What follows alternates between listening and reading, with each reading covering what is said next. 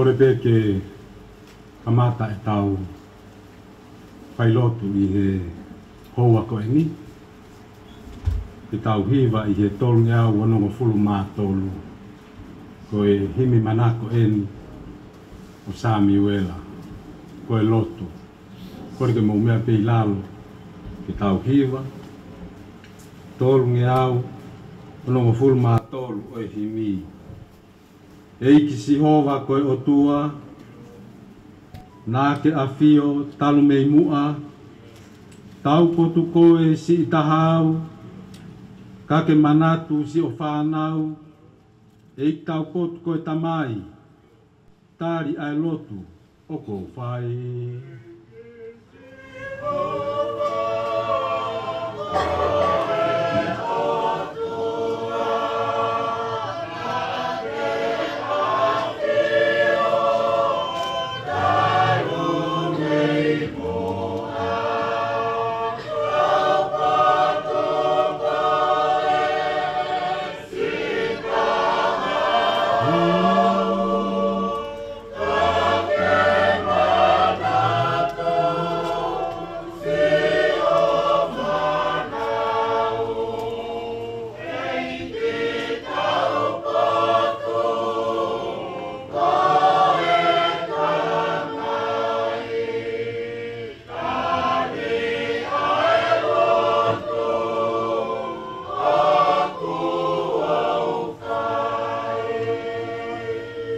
E koho alo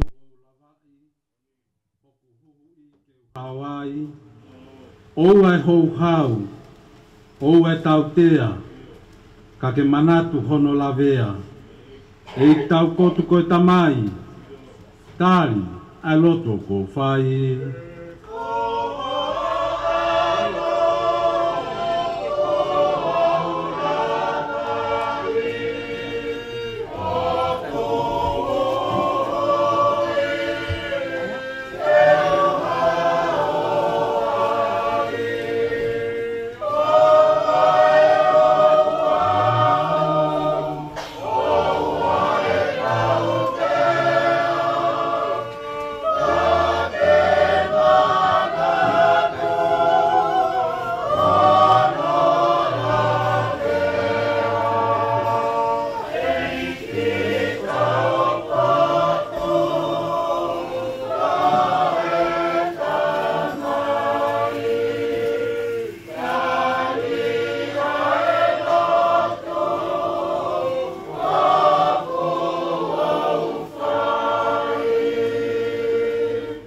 Fai'aho, pea ke hifo ki a te au, o lau maari e ke no Fiema'u, kene hufaki mone tokoni, mone tataki ke mooni, e tau potu koe tamai, tari a loto ko whai.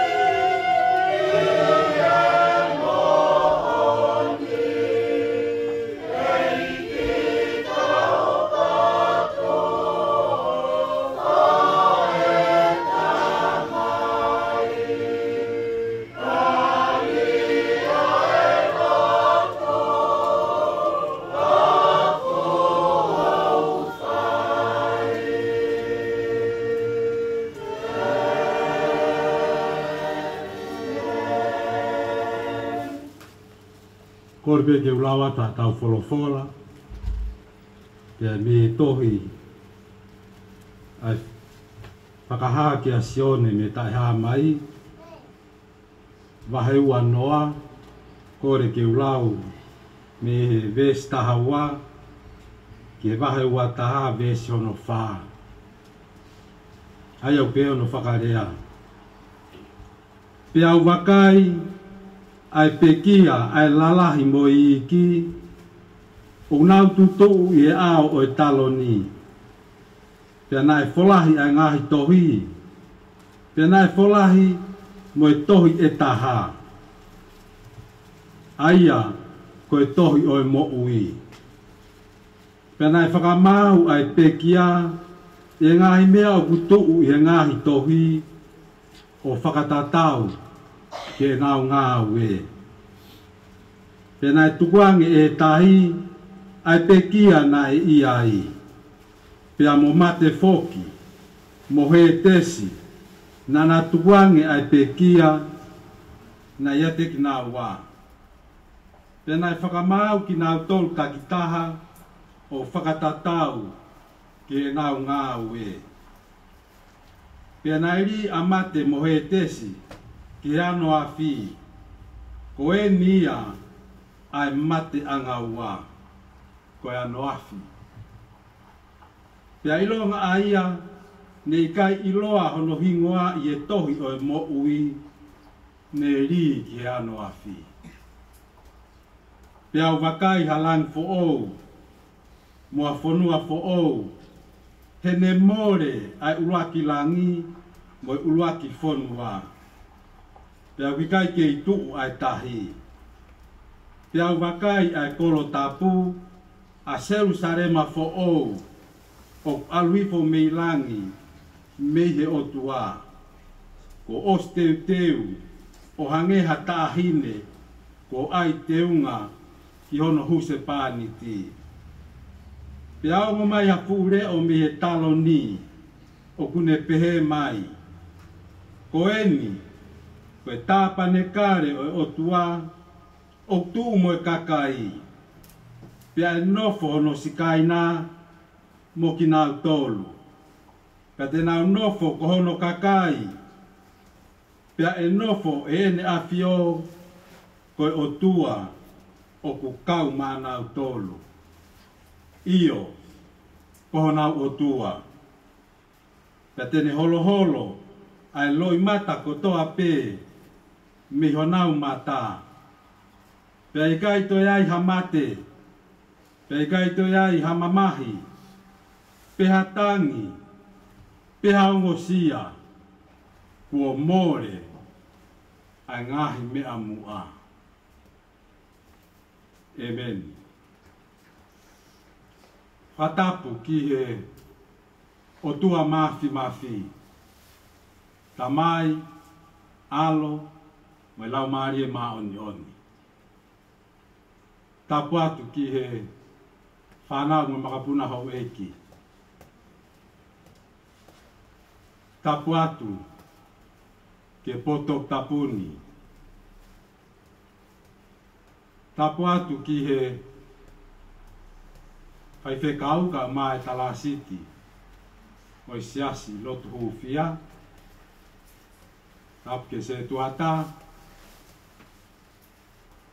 Tapu atu ki he ulmotua. Tapu ke Fai'aho. Koe ka kala whiri a ka inga kune mea i tau mua. I e fiasko e ni. Tapu atu ki he ongo ka inga. Whamiri pa mo e whamiri. Tapu ke ui tou. Ka mai ko toa e whamiri o loisi.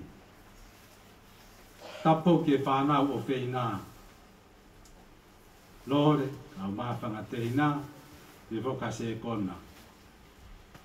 Pea kore, ke u whatapu, ma keheni, ma e tamayo eiki, koe se vāniti,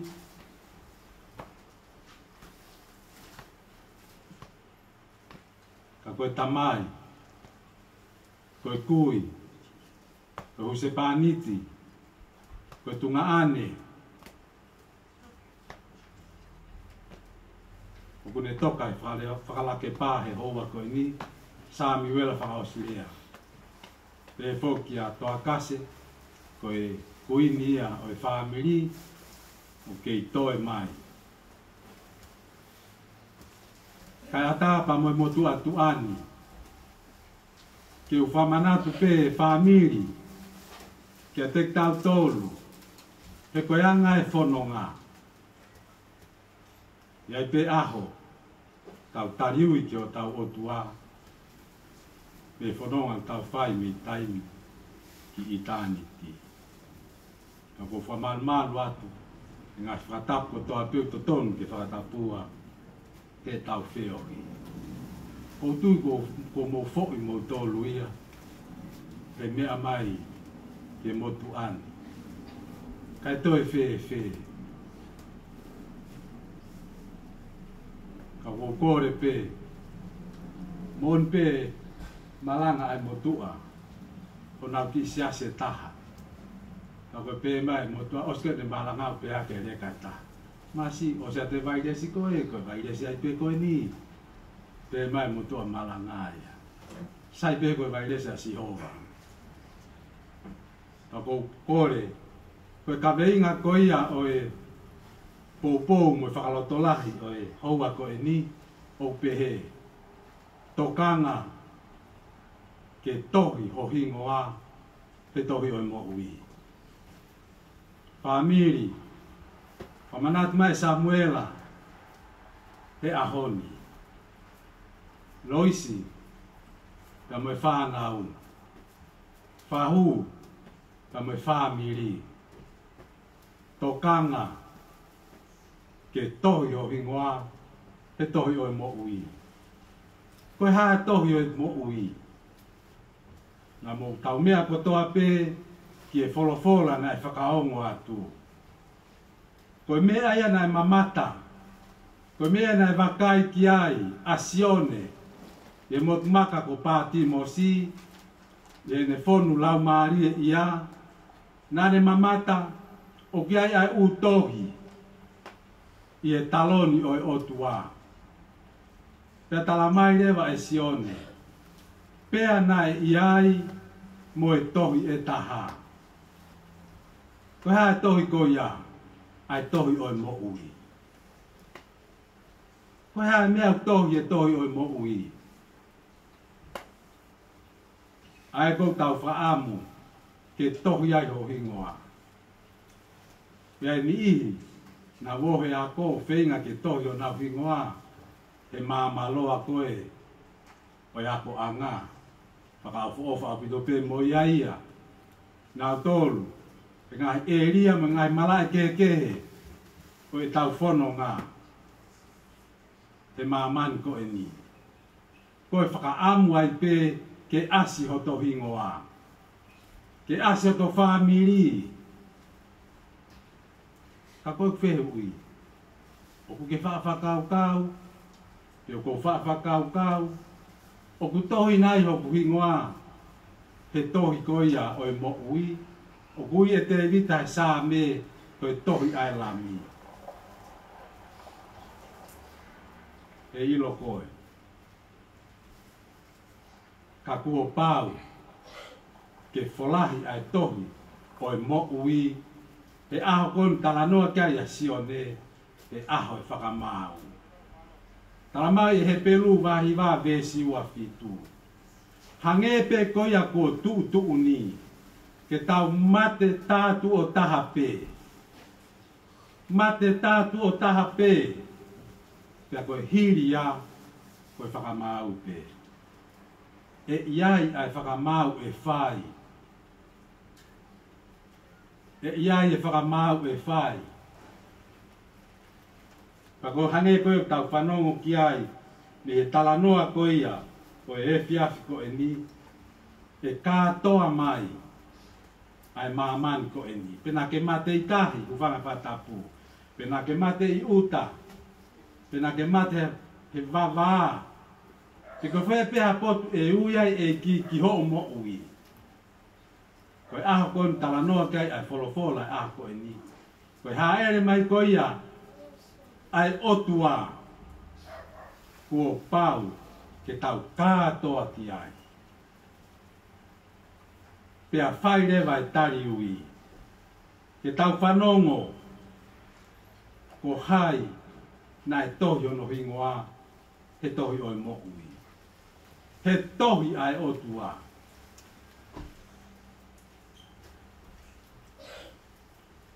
talamai na irirewa amate mo he tesi ke ano afi. Koe potu tonu pea ke na iai koe ano afi. Na kai ke toi ngāhuia mahataha kehe na ngāhuia mo setane. Ka koe whaka'oho wāre talamai koe he polopola me stahanima koia e wahe taha ua. Pea ilonga aia nai kai iloa hono hingoa i e tohi o e mo ui ne ri mo ia ke ano afi. Koe whatokanga ia whamiri ma tau tolu i he fiafi ko e ni. O kui kai ko ha usu. Ka kui kai ko ha talanoa tai mo oni a heri mo no ano afi.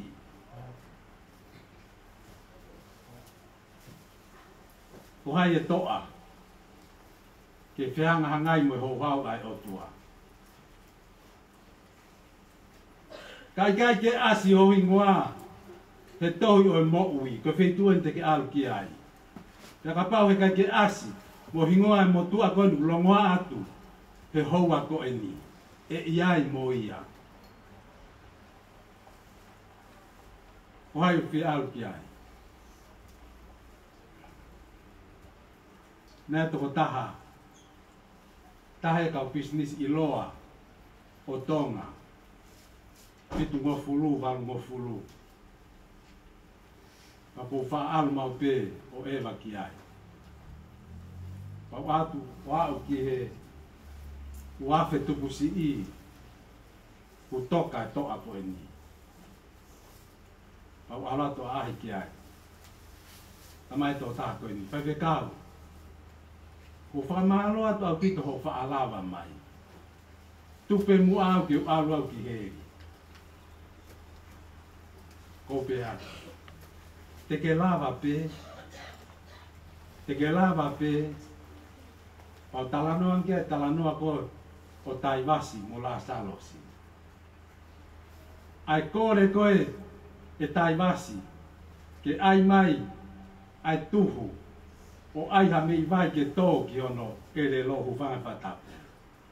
Pe koe potuni, u ki kai koa whakaange ange.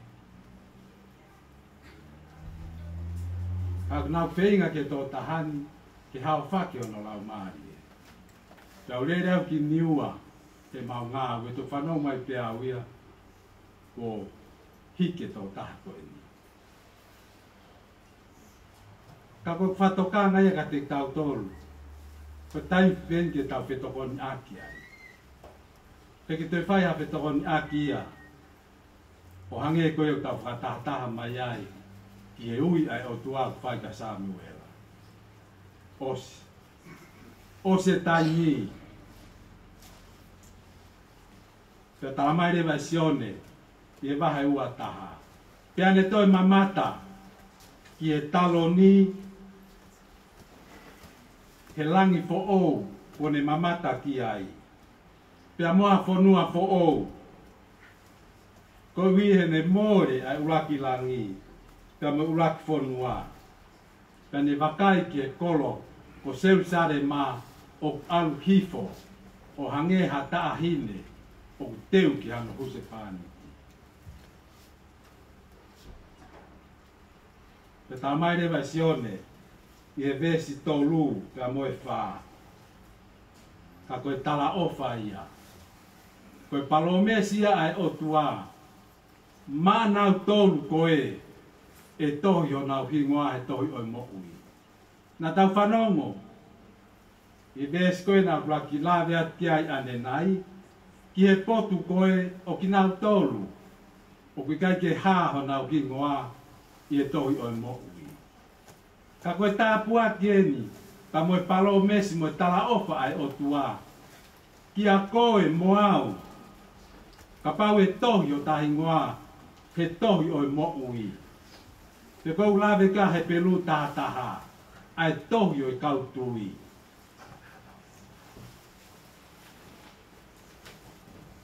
Tamai he holo fola.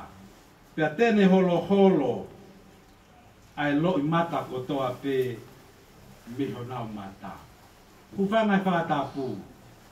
Koe tui o ngai tui eni. Koe eiki o ngai eiki. Tene hanga holo holo. Ai lo I mata. O ki nau tolu. O pāha nau kingoa. He tohi o mo. O kaua Samiuela. He aho ko eni. Talamai e hai. Talamai he forofora. Tene holo holo. Ai lo I mata ko toa pe. Me he mata. O ki nau tolu. O pāho nau kingoa. He tohi o mo. Ikai ko ia pe. E ikai to ia ha mate. Pe ikai to ia ha mamahi. Pe ha tangi. Pe ha omosia. Amusia Samiuela ia. Osia omosia. Ose tā pupuha. Ta tau moe ha. Ai au mai tō kup mafi o eiki. Ko hi he kua tohi hono hingoa he tohi o mohu. Ko tālu e tau hu mai ki e māmani ko e ni mo e tau ta e fie maari. Ai atu e ko e mau e te hanga te loto ke te mau mai ke lahi.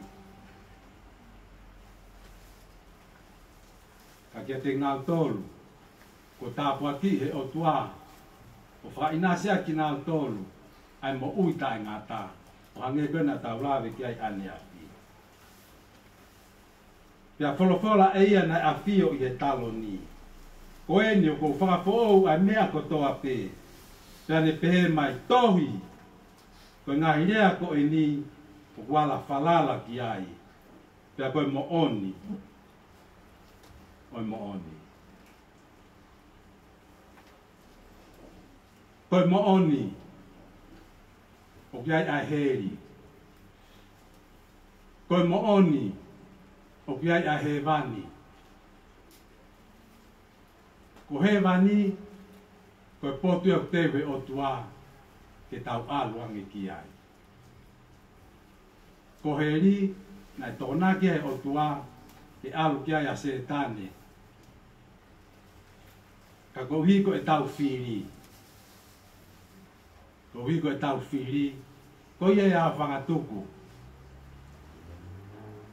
I aho ko ia o poko mai a eiki.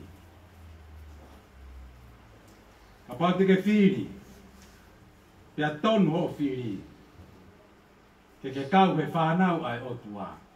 Sione mai ura ki ves taha ua. Ka ilonga ki nau tolu na mau ia. Nau tāria si suke nau mo'ui. Ngani whakamawhai ki nau tolu. Ke hoko. Koe whanau ia ai o tua. O ku taha pe fau ngā. He ikai pia he ikai. Ke iai ha taimi. Pia te lave. He whare alo. Koe tui o tonga. Kai ki ha tau tō tonu e taha ki ai. Ki e te hoko ka au whewhine. O ano pere. O ka eiki o tokolo. Ka o iai e whainga maarie. Ke lawa iau mo tua ko e ni. Pea lawa I koe. Koe pirinisi. O lo tolango.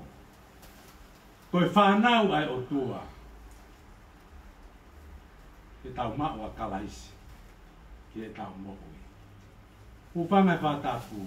O ku ikai ke te ai ha whaunga ia. Ka pau ke kina te whanau mai. Ke tau mahe atu me motu an. Talo e tau kamata. Ko sisu kalaisi pe. Ka toi whewhe. Koe tala e whai e sione. Wau pe koe hala. Kei toi whau hata ia hala kehe. Ko ngā tolu e kautui, ngā tolu ia. Ko mea tohu ia, o to hingoa he tohi o mo ui ko tui falala ma ua kalaiski e te mo ui pe hope au pehe ni tau veke ke tau kau mai ki ai tau fia ke tau hao ke tau whamawai mo ia kai oa na hoko hato aho he ku hape a kau hono fua no tonga tau mo ui he maamani koe pōre ia whamiri ka te tau tolu te whamawai tau whai ka moe tamai o eiko e ni ko tau api, ko langi papapaui o ku ke mau e mo ui tae ngata ahoni tokanga ke tohi o tohi ngoa te tohi o e mo ui te ko kinau tolu koe ku he vani ko kinau tolu koe nau mau e mo ui tae ngata ko kinau tolu pea ku o tohi o nau hingoa te tohi ai o tua tapa ki he e ki folofola tau whanong ki ai Yehowa koe ni. Amen. Ni mangiau ua fulu o himi ni mawanoa koe whehu ia whai he punake. Te iai, te ke iai, te koe potu ia whai ai ai tufa o tau totoni. Iai hahu i he matapa, te ke iai pe te iai, whai o au he malolo anga, te ke iai pe te iai, whai o taka he kolo tapu, hui maha fu, o tuku e tau. Whawhetai Samiuela. Nofo o whakapeau he hau, te ke iai pe te iai.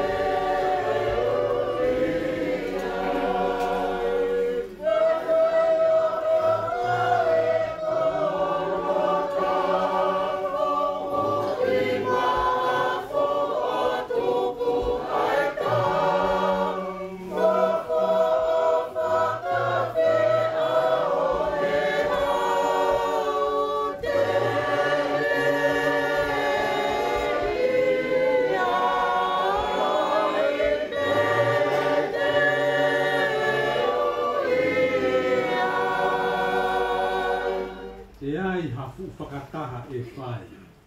A taha ia ki nāu tōru koe, ko tohi o nāu hiwa he tohi o mo.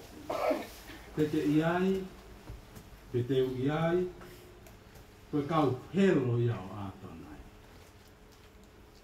Te ke iai, te teu iai, whai ai e sivi he tau rere i. Anga kotoa o e ngā ue heni, ko ki whai ange ai whakapare i. Te ke iai, te te iai. Te ai hafu whakatoa e whai, te ke iai, te te iai, ko e kauelo o atona, te ke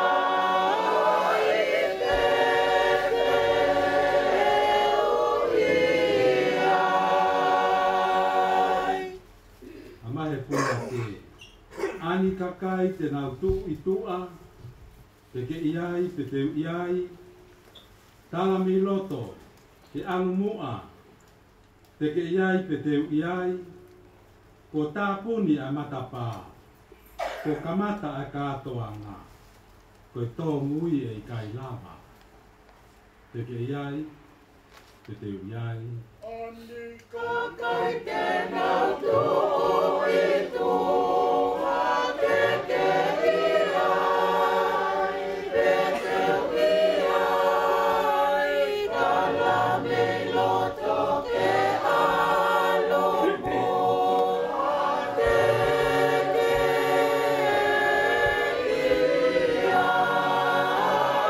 pe te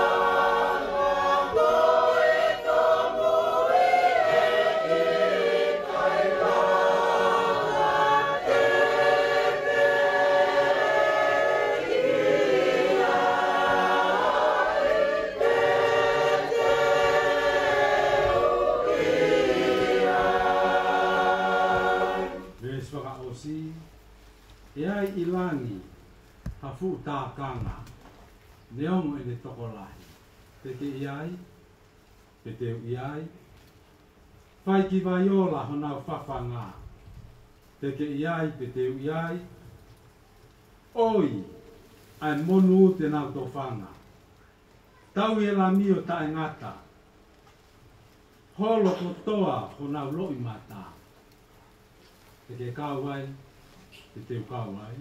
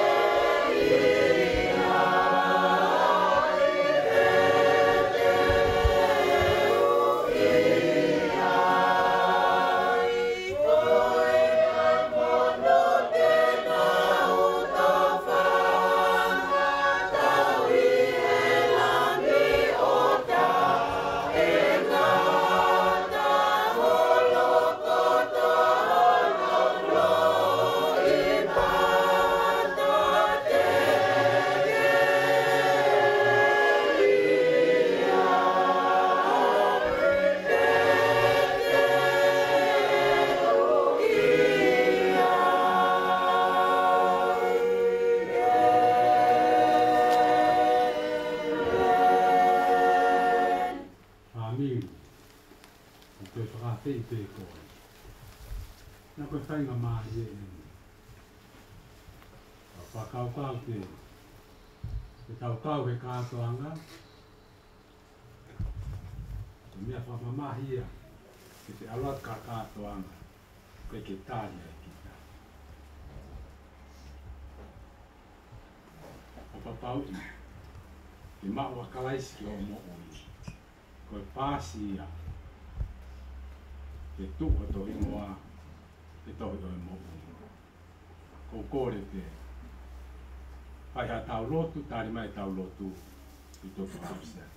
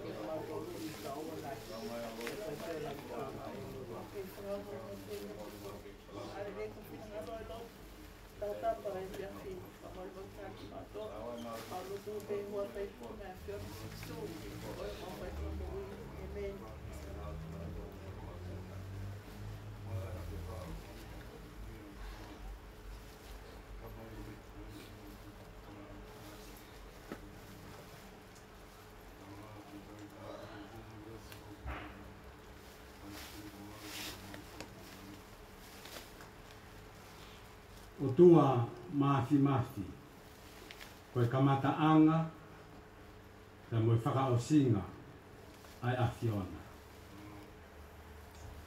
Ko mau o tua taha tofpe ai o tua koia kumo ui a te ia pe. O kui kai hao tatau te o kui kai ha mea he lalolangi o kumau ia ini ke kā kunga ki ho a Fia. O mā oni oni a sihowa sā pauti. O fumata a ha takalani tō hiko e mā oni ho a Fia. Ko koe ia e iku ki ai mea kotoa pe he māmani o kumau ia ini. Tau kumau tukulolo e ao e a Fiona o mau whakaapa ki e whai tuuni hao haoa a ho a Fio. Ko ke whakatata i mai ai ai o mo whamiri mo i kā i ngā i ngā i aho ko eni o wike ko eni pa mawau mai eni ke hoa ko eni pia mo i teu ke whakaheke heka ai wholau ai tamai o e ko eni ka koe se wāniti ai a Fiona ke whoki ati a pina. O mautuku ai pe ai koloria mo i mafi o ho a Fia. O ke kai ke hanu ho mau loto ka mau whamore more atu ka pau kutala ki tua ha mau tō onga koe tangata mea vai pe ki mau tōru. Ka mau whawhetai he mau hao tua o ki kai ke tatau pa moho a Fio. O ke o whai mo on ki mau tōru. Ta mai sere mai ia o ke o whai ki mau tōru aki ai o whatai ngata. Pea koe anga e ho o wha na ke whei lau i ho mo ui. O ke hoko ko mau whetongi. Ka inasia ia ha tangata he whainga maari e. Ke mau tui, ki ho peki a, te rio mo toi tu u. Ke mau mau ai mo ui o tai ngata. Mau whaftai at, i hoa ko eni. O a whetau nalo, ka ki omi ho wholofola, koe whatokanga peka te mau toru mau ke mau e whainga maari e. Tau mau toi aunga ha me aia, ke Samiuela, i hoa ko eni. Ke mau ilo, i ai pe aho peheni ki e mau whanonga, ka koe whehui o e fiafi ko eni. O tohi o hingoa, i e tohi o e mo ui, toko ni ki mau toru eiki, ke mau haloto o kupoto. Mau haloto o tui ngofua, ke mau tukulolo at ke a Fiona. Ke whakaara ho mau loto, ka mai mau mo ui, ke haere mai, O mau ai kovi kotoa pe. Mo kino haa o mau mo ui. Ka mau inasi. I ma oni oni. Aho afio. O mau tuga ke afiona. Ai fio i anga o poko eni. O mau lot ke afiona. Tap mo afio. Ke luluk taa. Ai potuni. Moe apini. Pake haere mai o wha malu. Ho mau loto ngā. Pake tāpue kina. Ki mau tolu kotoa pē. Whahu. Kai umaa. Toa kase. Pehe ki aloisi moe whanau. Sikei pia moe ongo kāinga. Mo ki mau tolu kotoa pē. Te mau Fai'aho, Faka'osi ke whare kere. O Samiuela Faka'osilea. Kone kamata ke ta'alo mai te te mau tolu. Tukuangi au. Ke u alu ke langi. Ma whawhetai pe. Ma whamalo pe. Ki ho a fia. Tau fitu mo fulu maono. Na ke tāpua ki a kia ke te mau tolu. Ina sia e whamiri.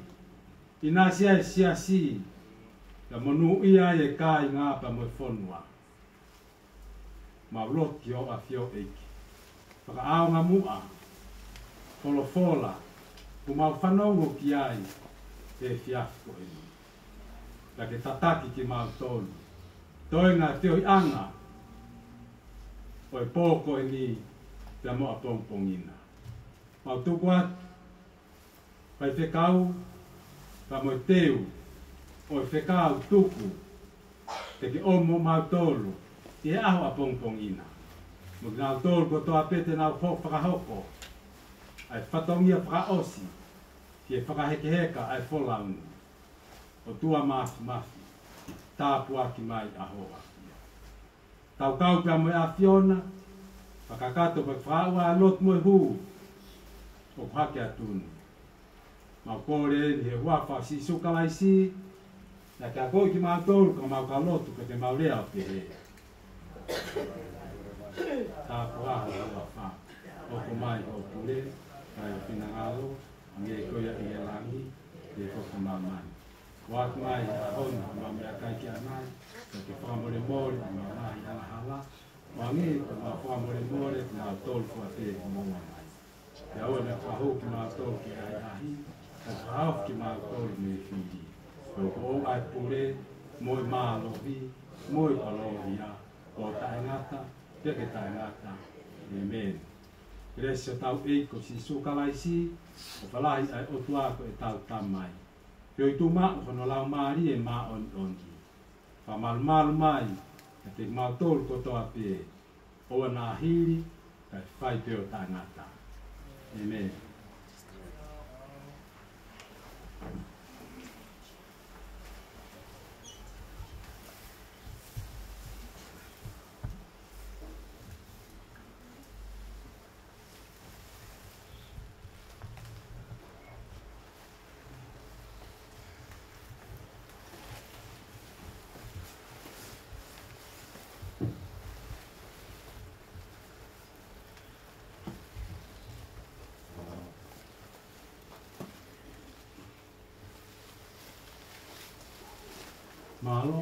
Malo at kulava e tau whamiri uraki o e fiasko e ni.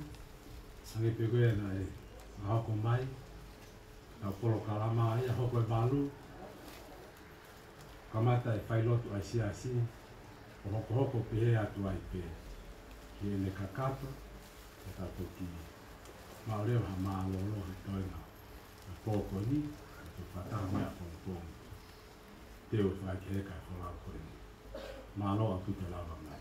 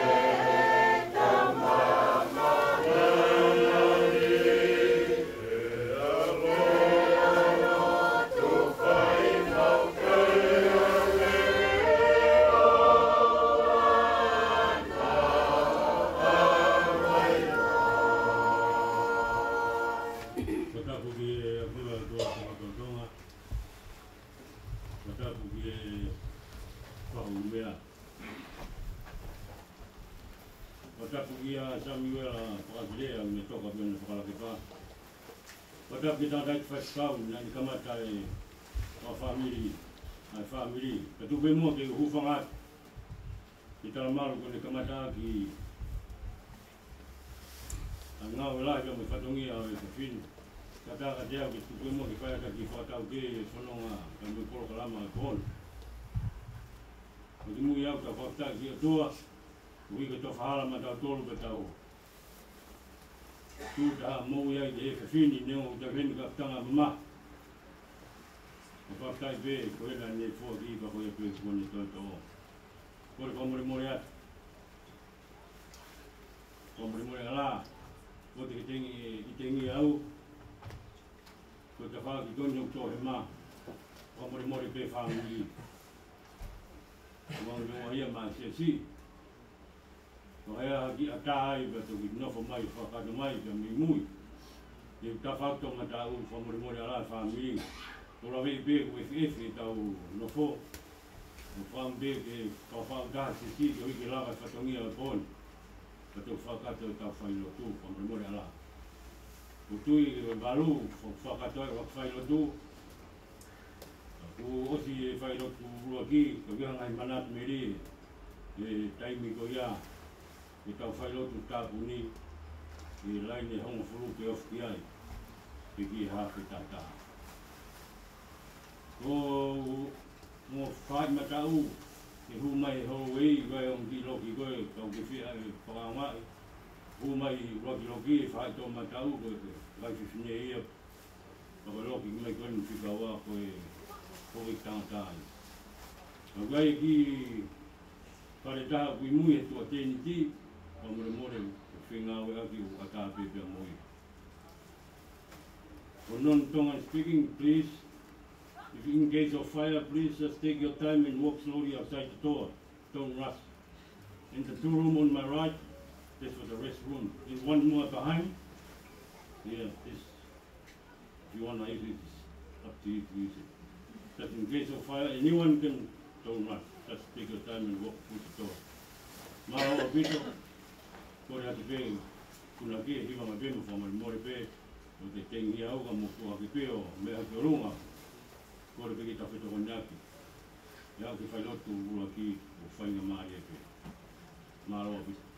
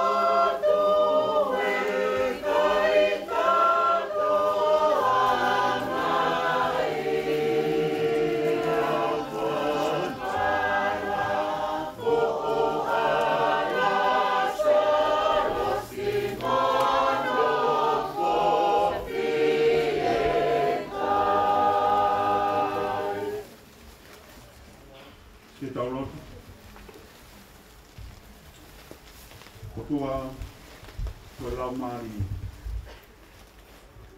Umau whakawheti atu a lau maari e o a Fiona.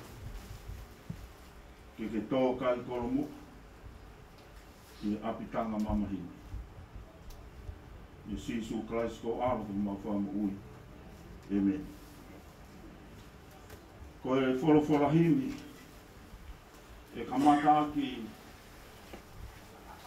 ai whailotu a siasi ki he whiawhini. Koe nima ngea o maono hini. Nima noa no mu mea pi rano ke tau hiwa. Monu e ka koha monu e tau mauha e ki ofa. O kutali e tau lotu kau he tau me a kotoa.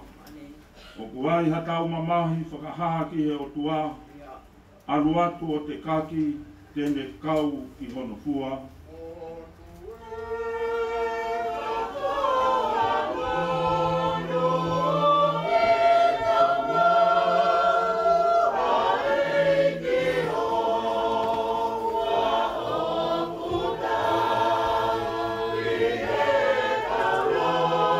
Oh,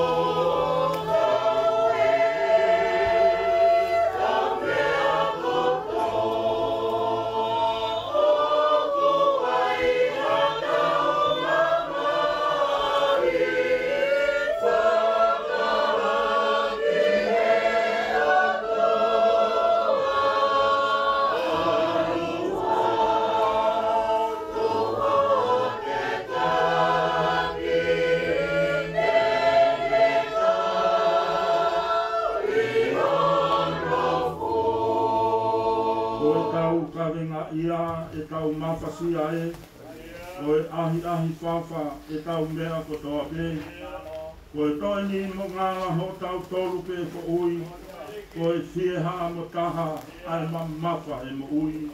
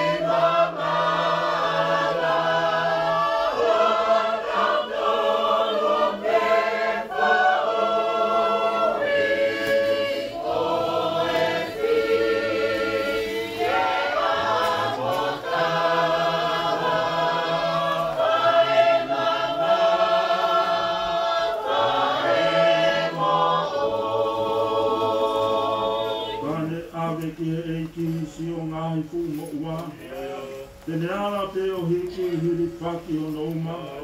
Tene toho te ke ofi au te hono maa maa. Tu to tonua malohi whai mo fua e whai ngataa.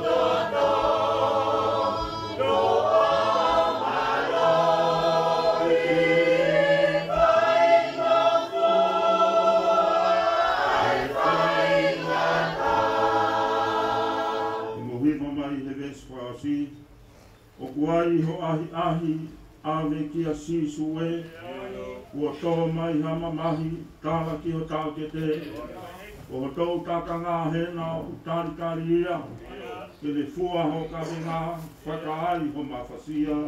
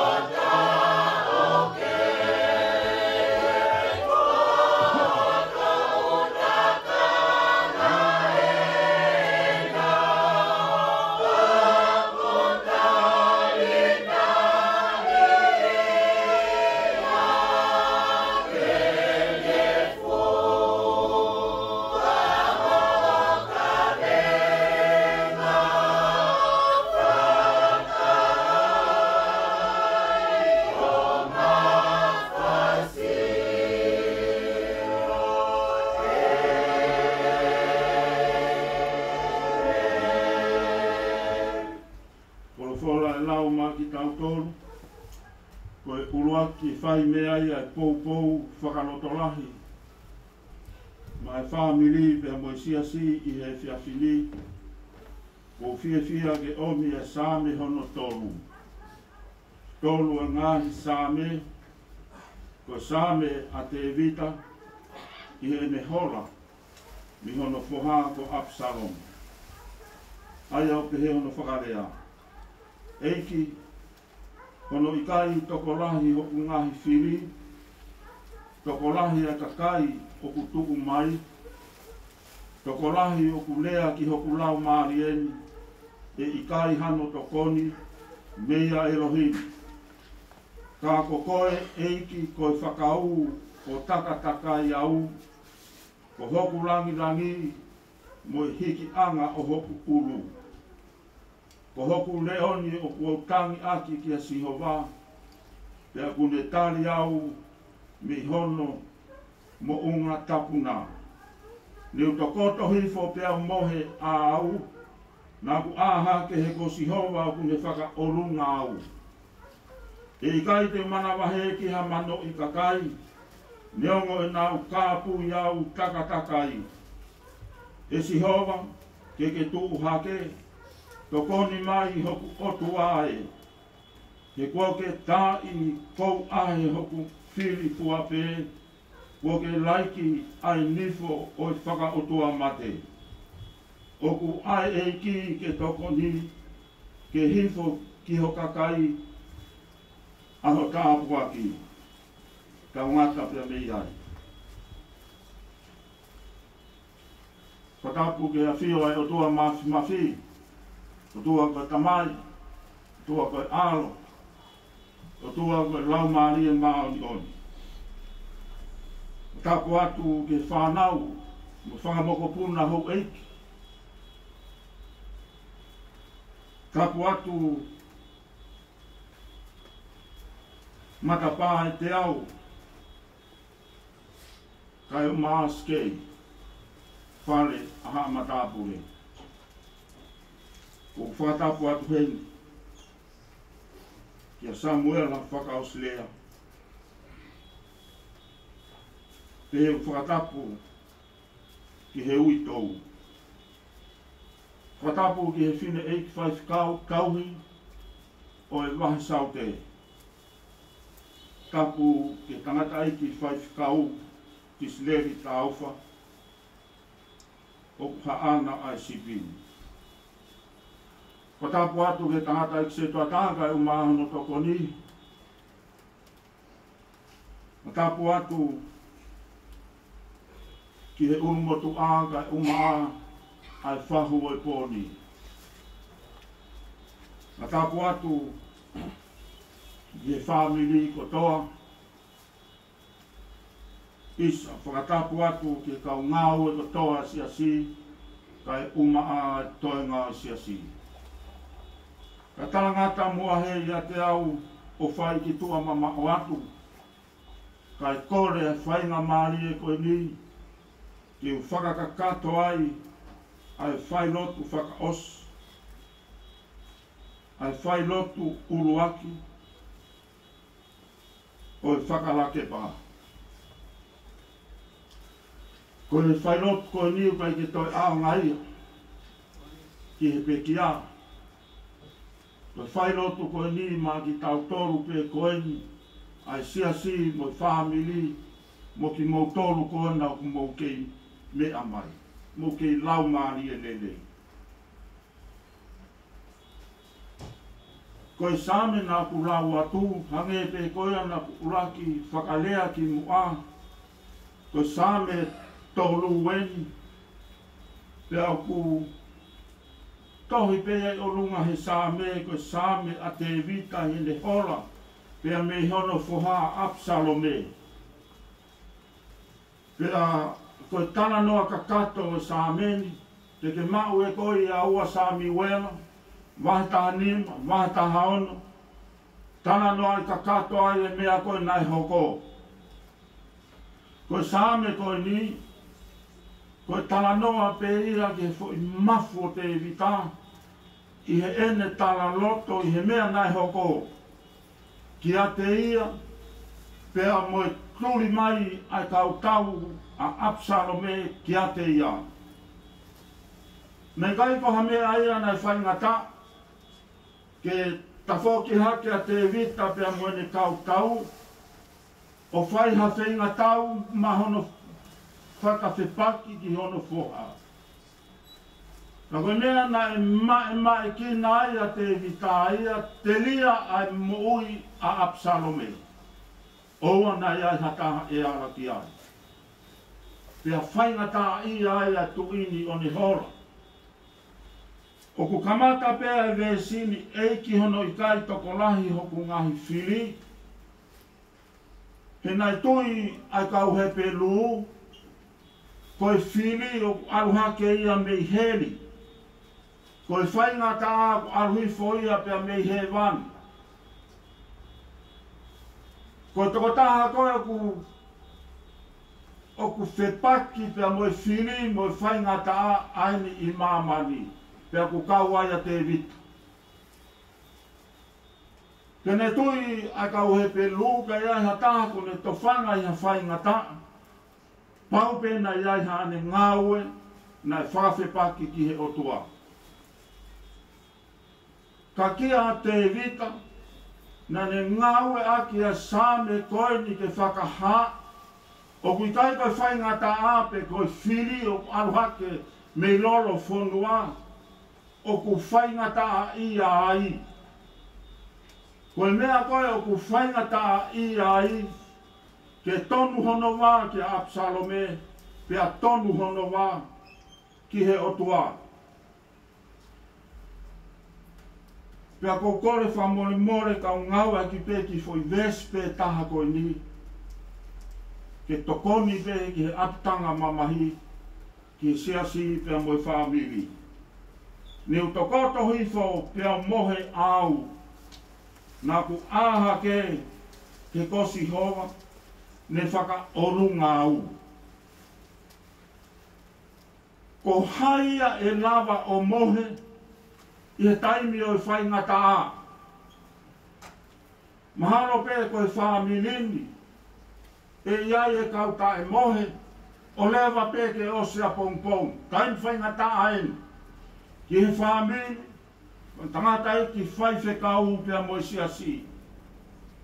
Ka kia te vita ne u tokoto hifo ke u mohe ko taimi na ku aha ke ko whanau e ni masi hova ne Fai'aho ku whakaorunga pea ifo pea ene mohe ana. Ko haia ifo ha ane mohe ka pao ki ai ha paro panema he whamiri i he whanau. Ko haia ku ifo ha ane mohe ka pao ku whaingata ia ahono sino. Ko haia ifo ha ane mohe ka pao ku ne ilo ki ai hakakai o ku tuu ki he ne moui. Ka kia te vita seuke loro tonga tūri mai a Absalome hono whohamo ni ngahi konga tau. Na e ifo pea e ku mohe. He ni mausi hova. Pea nā ku mohe tā muru. Pea nā ku mohe Fiema'u. I he nima o ela elioni. He kosi hova. Na ne hanga o tauhi au. O kui kai koe whainga ta a huifo me o longa. Pe koha whiri o aruhifo pe a mei lalo. Ka nei hanga e sihova tauhi au. Pe a neongo whe ha whainga ta a. Te ifo pe a eku mohe. Te ifo pe a eku lotu. Te ifo pe a ku hoko koe ui tou. Te ifo pe a ku hoko koe whanau paea. Te kua lima ia ni ma si hova. Te tokoto ai a e ku whainga ta ia. Pea koe ku pole pe ia he whaino tu kamata koe. Oa te tau ta e toka ai nima o e otua. Te koe nima o e otua. Koe au ku tau Fiema'u ai. Koe pōpō ni a maao, ai whamiri pia mo siasi. Pia ka tau ka tai Fiema'u ai pe, koe whiri pe ia, a ki tau tō. Kala monu atu i whanonga, koe apitanga mamahi, ki tangatai ki Fai'aho, pia pehefo ki tangatai ki seto ata pia mo siasi. Io, ai ulu motu anga pehe ki he whahu, ki he si ui tau, pia mo e whanau, ki he taimi whainga taa koeni. Ko osli ai nima ai otua ai funga kolosi kare vāni. ko i hui koia ko toa pe e tui pikitai kia te au ke o anane au ha kane mau ai mo ui tae ngata.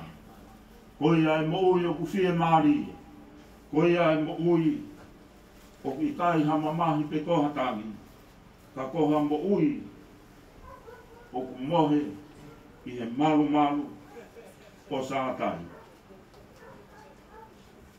I huawha e tamai, ea moi alo, mo lau maari e mao ni oni. Amen.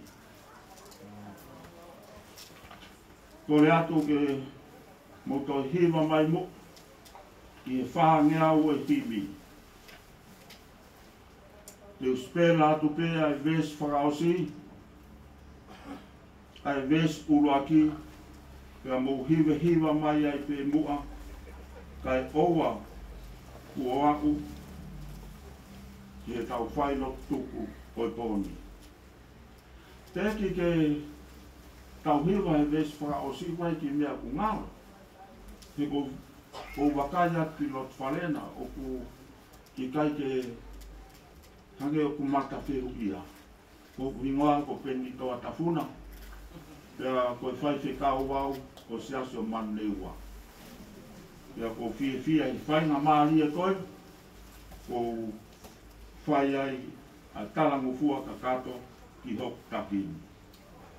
Whangeau e himi, o ku whai fufu naki pēa e pule ai o tua, koe fu misteri ia tano mei mua i mua. O kune kofu aki ia ao pouli whau, pea ne heka hea wha mo hala he peau.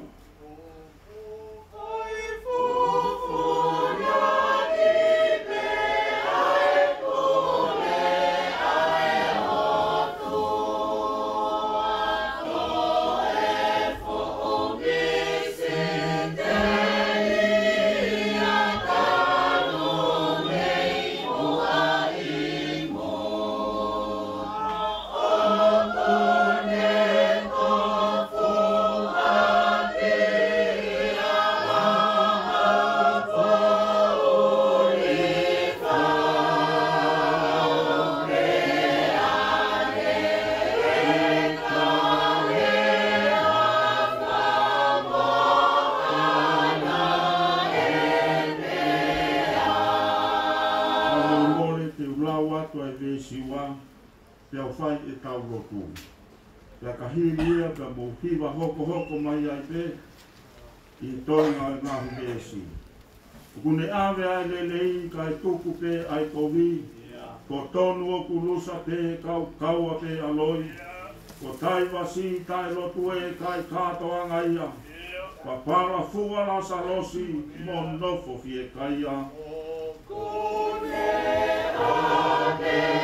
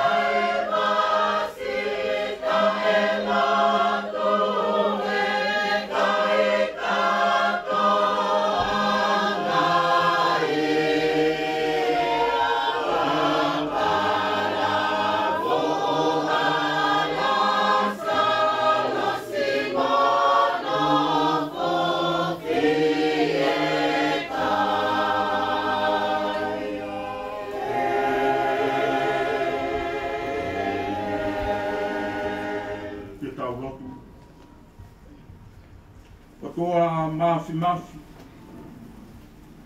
Koe o toa tae mate ai a Fiona. O ku maurau pe ai whora o lawe i ai. Taro pe me he kamata anga. Mo ngau e mai ai a Fiona ki ho mau whahinga. Pea kua o mai ki ho mau loro tongani. Koe o toa tatau ai pe. Pea e pehea e pe ai a Fiona, o au ki he pā anganga. I kai ngata he tae mate ai a Fiona, ka kokoe ai o tua, o iai ai amanaki anga, o tau tangata, pia mo tau tangata. Koe o tua koe o fonu i he mes, pia mo alo ofa. Pia ku kātoa i he awhiona, ai ngahi, nau, whakalangi, whakamamani, ke whakateunga aki, aha tangata. Pia neongo kua mau i he wheitūra a koeni, koe taha ai tamai o siasi, koe toko ua, kua ne hiki atu, ka ikai uhinga ia, o ku more ai alo ofa, ai a Fiona. O ku ke tānaki mea lelei, pia mei hahake, pia mohi hifu. Koe uhi, koki mau tolu ai whahinga o tangata. Pia koe whakataha anga o ku mau i a ini. Koe taha pe ia e parani ngāue ai a Fiona. Maho mau whahinga. Pia o ku ikai i ke mau hani. Ke mau tangi pe he maa wae. Kau ikai ke mau whehu ia e ki mau tolu. Ai whakalewelewa ai pule aho o awhio. Koia o ku mau whakatahani. Koe mau wheongo i aki. Ai siasi pia moe whaamiri. Ai urumotua pia moe whahu. Ai whine eiki whaiwhekau tauhia wahi saute. Kai peheke tangata eiki whaiwhekau o loto hufiani. O ku mau masiva lea, ke mau whakamatala, ai koloa fufu ai a Fiona, o kuke whaka inasi a ki mau tolu, hoko a hope. Pea ke whakahino ai ki a ki mau tolu, i he same ko mau whanongoa. Neongo ai whaingata a pea moe mamahi, hange koia ko te vita pia me mohono foha. Ka te mau malu pe ki mau tolu, i he tauhilelei ai a Fiona. Kai ke lava e te volo ke ne hanga mau, ai panani oku ke whakatūtū ma ki mau tolu i he ahoni. Koe uhi he oku ke iate ki mau tolu, o au ke ngata anga o taimi. O mau wongo i ai whakatahani. I he ikai ke iai ha mauiwi, moha marohi. O mau kore pe ke fuiwi ngāue mai o a Fiona. Ke ngāue mai mua i he whamiri koeni. I he urumotu aka e uma ai whahu. I he ui tau ke pe ke si whanau paia. Ai iwi koia o kune whakanonga, ai loto o ku puputu u. Ai iwi koia o kune hanga whakanonga, ai ngahi apitanga, hange koia o ku mau iai. Mau loto atu ke he iwi o lau maria e a Fiona. Ke toka i koromu, pea ke taka o whimai o whakamalu. Te lia e mau tono nou. Te lia a e mau tae au sia. Ke whakakakato mai pe me langina tau pote. Mau whakawhei atu ho lau maari e maa oni. Ke ne tataki e ia ki mau tolu i he ahonu. O atu ki he apongpongi. Ai tangata e ki mo teu e koloa wholofola o e apongpongi nā. Mau loto atu maana haivi pe moha marohi. Mau loto atu maana pe moha loto o kulahi. Koe hui ko ene sipini. Mau loto atu koe hui ko whine eiki whaiwhikau tauhi o wahi saute. Pe mo amanaki ke ne whakakoloa ai aptanga mamahini. Mau loto maana ke whaki haivi. Whaki haloto o kuhuru atu. I hono iwi whakaeta whewhine. Koe hui koe ngāue o koni. Mau loto atu e tua ke oa mua nā ngata heni ai whiohi o tau whaini. ka tau hoko atu pe i he ngata anga o he api tangani. Mau atu a ki mau tolu, ko ho mea ngā ue. Ia te whakakakato mai e whenganga lotu o kua ngona atu. A whio mai ko ho mau tu i ka mau nofo atu ko ho kakai. Ia sisu ka espe ko alo koia ho mau whakamo ui. Amen.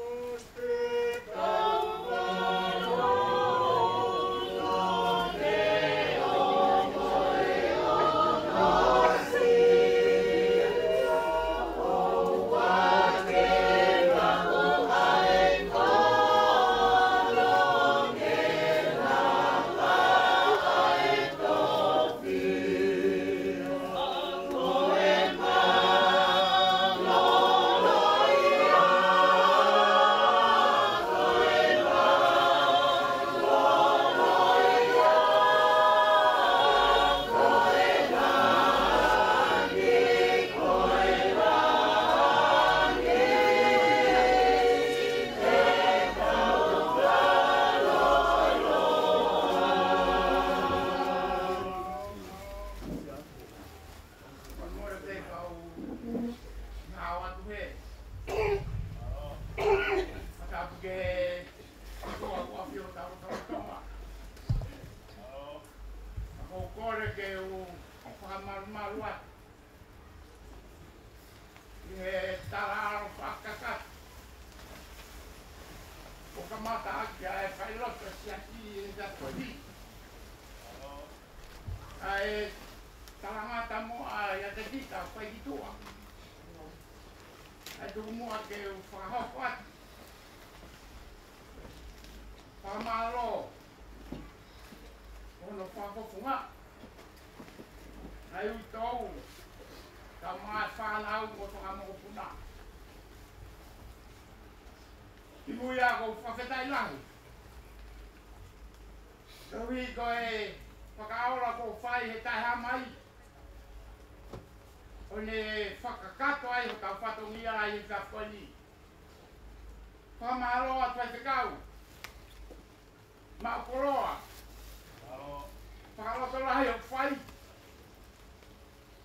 Ma whamaro a ma wango i ma roto la. I ma matua ka. A whamatiwa ko hoko. O whaat ka te motol, hongo toa pe. Lewe lewa e malanga tua o whaat.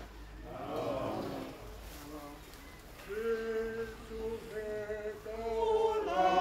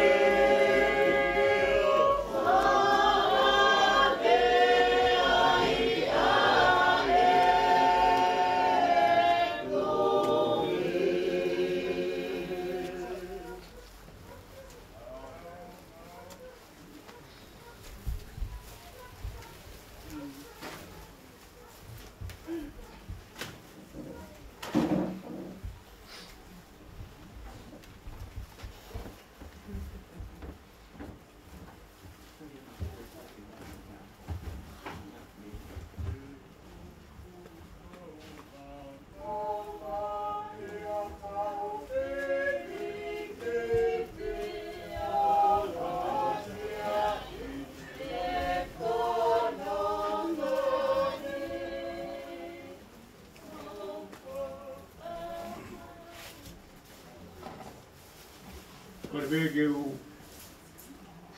fangat ngahi dah pakatap ko no ko to be na kamata je tanga dai Fai'aho ai Fai'aho tu asi e fia ko ai tu be mo ke te au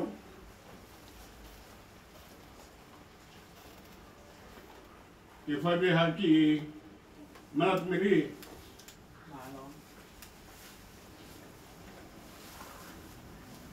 ke to go ka ko tamai ko tungani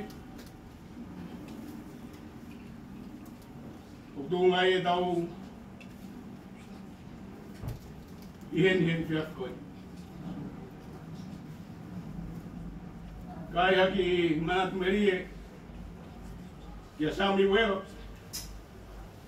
o vamos ver de fato fica bem lagi Faka'osilea wen ko fa o fa katat mo ngam gumok ikai ke firme hegat petang ni ho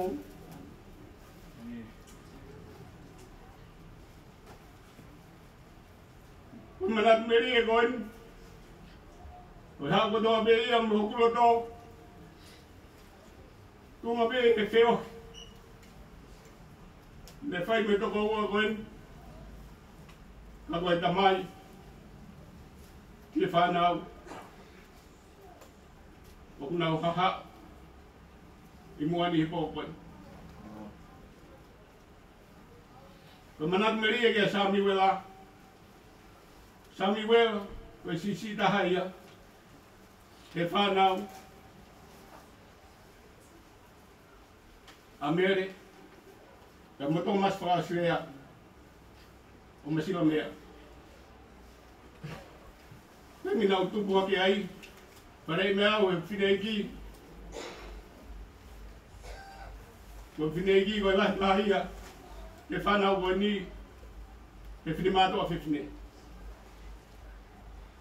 Tēnā ngāhi beau he ngā mātua, ke hok, ko sisita.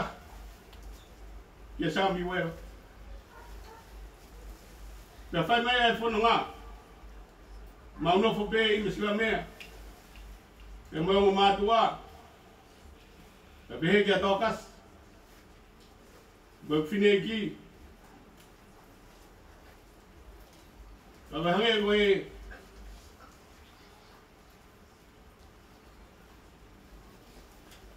Pokakau e ki. Manat meri e koen ai off a moyanga mokamok moe whakatak nau inasi ai i Samiuela e whaia te whanonga pe lava mai Samiuela ki Nusilan kau nofo pei tonga Kai mai e whanonga, whenga mai begi hen, ka mā whakataha mai ki Nusilan, ka nā mau, ka nau ilo, ai ofa e tokongan, ne Fiema'u, ka mau ki family, taimi na mau tū kai Nusilan. Na e ai pe mo e tokotaha na lahi a Sam, na pua ni malolo na maunofo pei o talan. Pe a kai hik whanua ko tō tā koea ko manas. Pe a mono hoa ki Australia. Pe whai a te whanua ka mo Samiuela. Manatu le rei pe ki he ngā i toponi na ni Fiema'u. O ngā ko whanua ngā ku whai. Mga hi tau mua.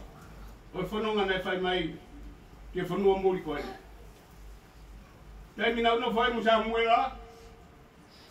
Naka ke eke Samiuela. Ha se niti au.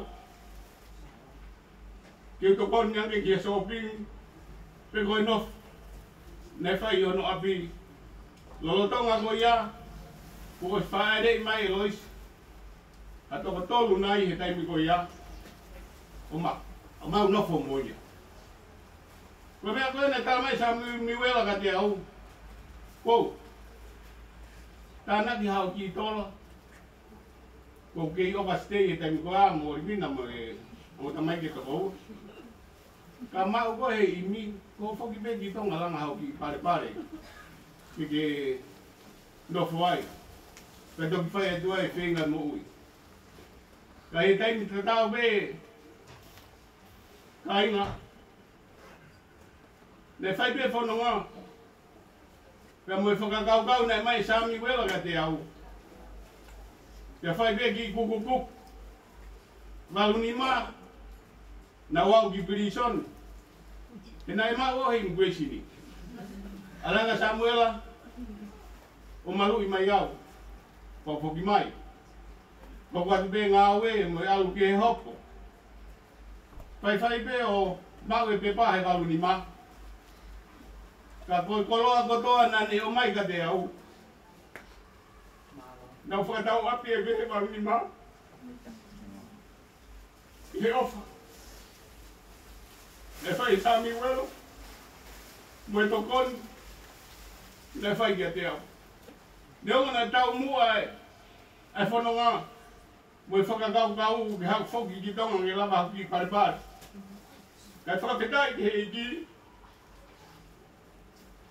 koe ofa ne fai he tamai koe ka koe toko ua ki a te au ka kou lau manu mo lau koloa ai se whanonga o kou whai mo huki family ka koe moni ange koe whakau ki nat meri e koe nai ofa mone Samiuela e te au me tangata nai whakatak kai milahi kou talanoa ki ai te talanoa mai Samiuela ke te au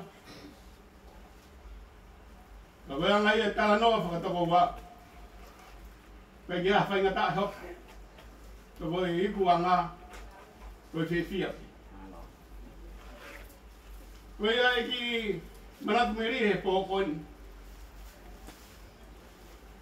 la wā mai ki he ahon o kou ke inaspe i ngā hitāpua ke mowi o tūnga he koloa nai hanga Samiuela o whaoraki ki a te au ke hoko atua ki mowi he nofo he whanua koe o whamalo ki a Samiuela ngā ke ngai tukoni kotoa be na ne Fiema'u ka korua monua e molau koloa i ngā hiaho koe ni tūnga be i hene o whakātaki i kai ke meheka ki ata a koe ngā ue be pia moe lot o kone tokoni ki he ki i ngā he whanonga u whai koe be ki ofa ki a Samiuela koe ngā koe tokoni nai Fiema'u e whanonga nai whai mai ke whanua koe malo o ki tua whatu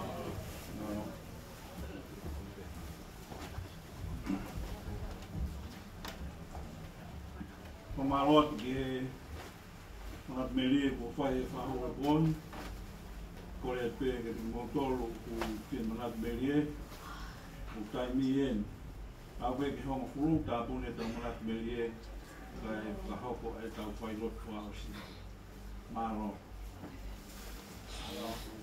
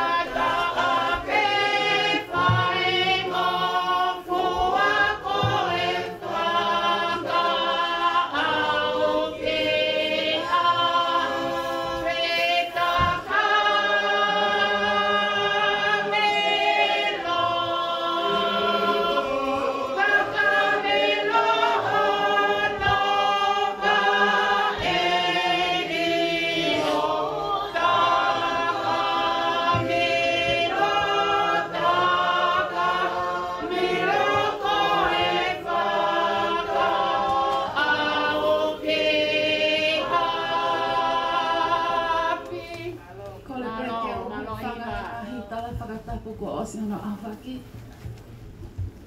Tā peke whahaki whakamak me lie heke ta mai ko eni. Ko kukingoa ko Loris Maria Bernadette Skelton. Pako au ka lahi taha e ki whanau ko eni a Samiuela Faka'osilea. Ngos mea I ko toa pehe ko ta mai ko eni. Ko eni fofonga mari mau pe. Pai kai ai hata ime te mo whanongo ki ai o lea ita.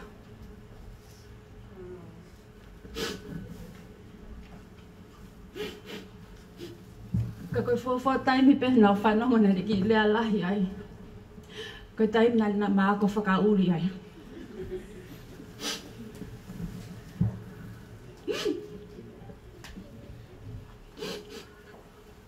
Le tamahi ko e ni ko re.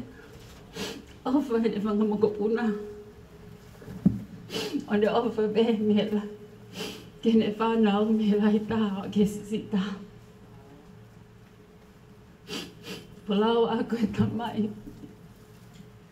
Ko lawe lele o whakuni a koe. He mau seiwe mau tolu ia. Mau hao whakai ata te koe. I love you, Dad.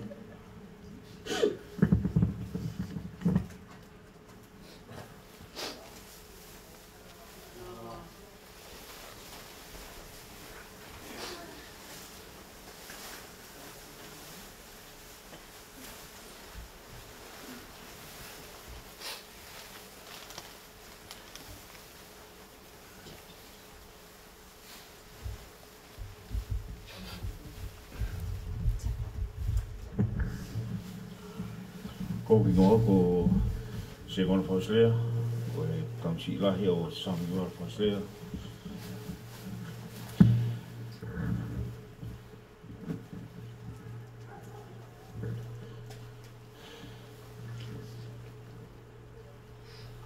Ko e mau tamai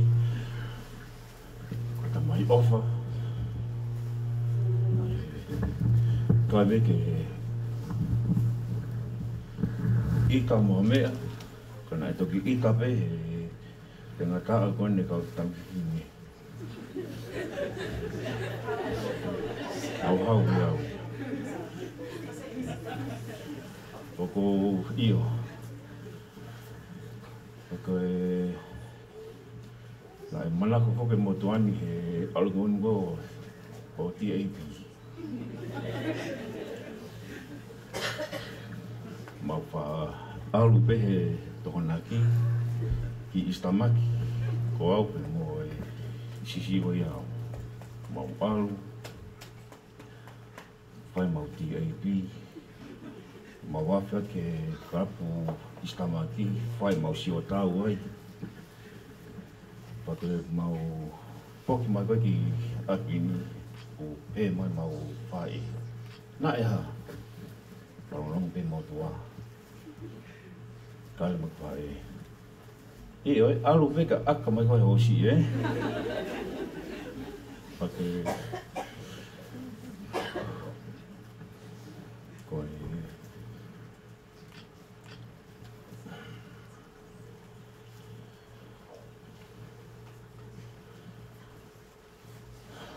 koe pe mau.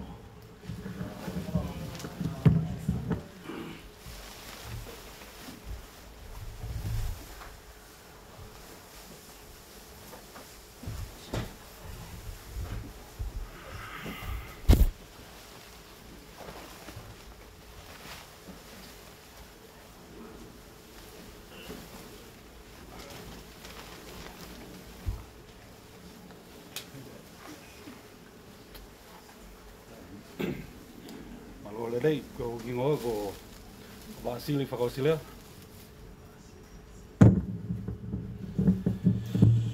E manatu me lino mo hoku tamai de o ai whakabalangi ke mahino e ko kaureka mo e toenga o e whakamokopuna o Samiuela Faka'osilea. My dad, to my kids and all my nieces and nephews, Grandpa is in a better place now. Grandpa was a good man, a great father and a loving, caring father to all his grandchildren. My special memory growing up was Grandpa taking me with him to the pig farms. To my family, stay strong for Nana.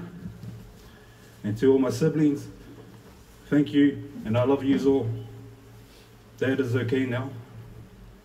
Love you, Dad. I'll see you after, eh? Ofat.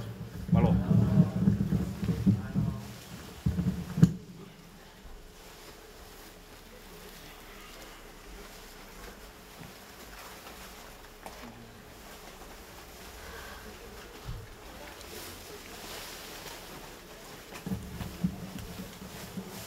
Malolere. Hokingoa ko Samiuela Faka'osilea. Ka koe Fai'aho he whanau a Samiuela Faka'osilea. Ko lau ko au, ko mono ia taha he whanau. He ko au. Nau nofu mo tangata iki, lahe taimi. O kuma peohi ai. Pea, ko kai ke o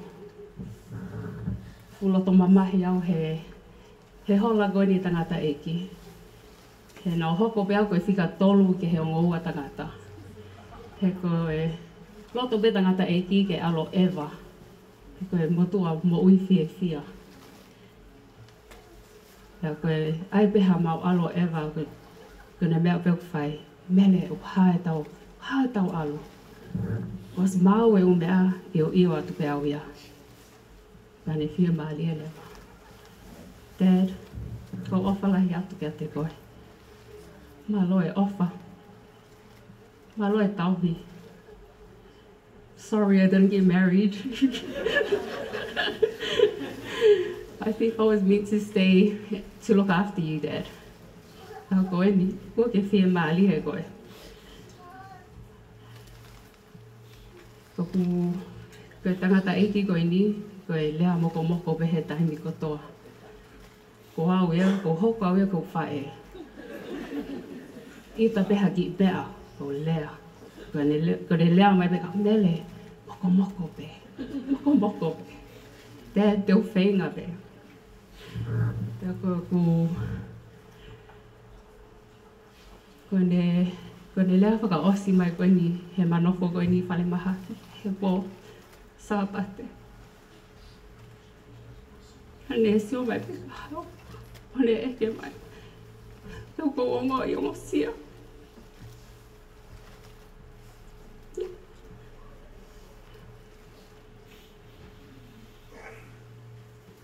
Hautange. Dad, kai, sai peia. Tokato pe koha mohe, sai peia ko sai pe au ia. Ako ila lewa he taimi ko ia, ko ne teu ia au. Teu tuku wange, ke alu ia o Fiema'u. Dad, ko ofa lahi atu te koe. Home's never going to be the same. Our family trips are never going to be the same. Teo whenga pe kule lei taha, ke tauhi ho waifi, hage ko tauhi. But I can't promise you anything, Dad.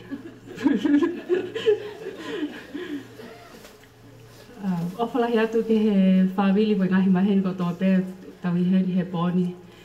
Ko he peki marat melihe ke tamai koe ni ofa atu.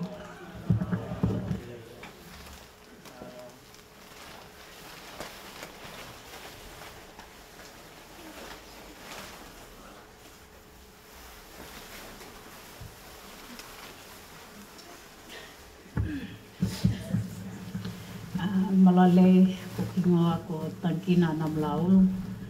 Ko au koe whikani mai whanau a Samiuela Faka'osilea. Teo lea whakapālangi pe ko uhinga o wai pe kakai heni. Ko koe whoki ko maliha moa. Ko heni mo ka pāmili kau ki lea whakapālangi. My dad is such a loving father. I'm the one that's after my dad. I look like my dad and I'm the one that malis. And I'm whakapoto like my dad. Ko manatu I peo putangai, he taimi koe nau, Ha'au mali o kole mali.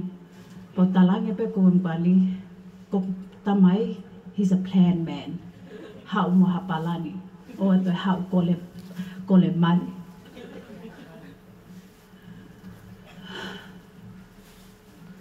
Ko tamai, ko ia na talamai ko to my husband, my partner at the time, to save.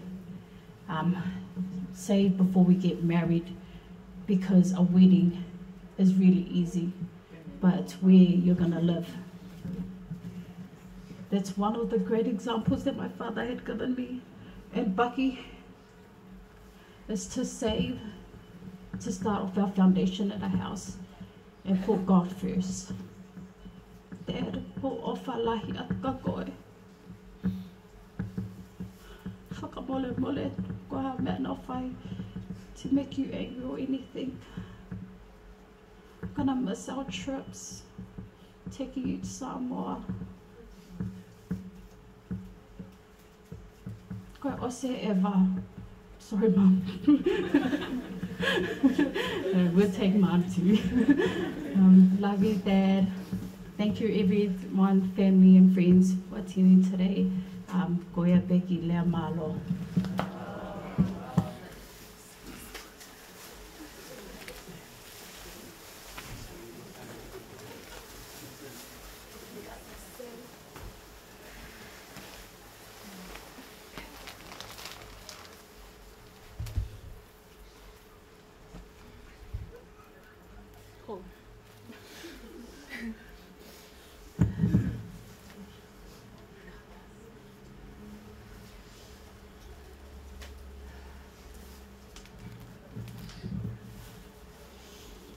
Amusia, Samiuela, Pui, Eki. Dad, go pui mai eki, kike fokiaki aki. O malolo, Fiema'u, Dad. Go kingoa, go le sieli, Isaiah, but tonight it's Faka'osilea. They'll remix their gulea. Whakatonga mo palangi.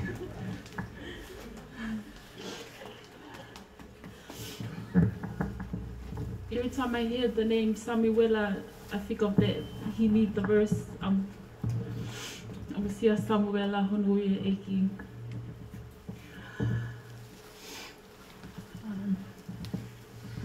This whole week, my family was teasing me, saying that I'll just stand up here and cry. And they said that if I take too long, someone will grab me and make me sit down. But I'm standing here and I'm talking, I'm not crying. And I'll just like to tell the story about me when I was little, between me and my dad. I was still living at home, and I went out. And I came back home late, but Mum and Dad knew I went out. And then usually I leave the deck door unlocked so I can go in. But that night, Dad must have been a security and he locked all the doors. So I was thinking real hard, I was like, oh man, what am I gonna do? So I was like sneaking through the deck. And then I saw the window at Beto, it was open and it's like sort of, I can reach. So I was like, oh yeah, maisea, uhe, kakawhine. And then the key, I was about to grab it. Oh, valepe, I can hear a voice. Sally. I was like, oh, Guam? Oh, go ahead, go key, and I was like, oh, okay, Dad. Open it, mohe. Wake up the next morning and I thought, oh man, Dad's gonna tell Mum. So then I went, made my cup of tea, and I was like, hi, Dad. He said, yo, hi. Nothing. So, Mum, nothing. And then I was like, oh, okay, sorry. So,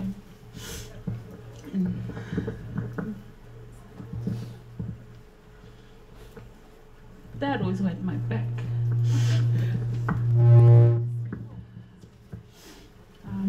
Like the family say, I look like my mom. I'm her sister, her twin. But my uncle's like my dad. I'm quiet. I'm a real suki baba. Me and my dad will cry about anything. Birthday, weddings, funerals. If one of the kids are like graduating from something, cry. Whakame, tangi, anything. That's me and my dad would just sit there, we're like, and Dad, gonna miss you coming over home, driving past. He'll come over home, knock on the door. Hi, Dad. Oh, thank you, Dad. Give her whanga, Astro. Astro's my dog. I was like, oh, yeah, okay, malo, thanks, Dad. I'm standing here, I'm strong. I think Dad's with me. He's holding me. Thank you, Dad, for holding me. I'll just break them when I'm at home. That's the only memories I'm gonna share with you. The rest I'm gonna be selfish and keep. I love you, Dad.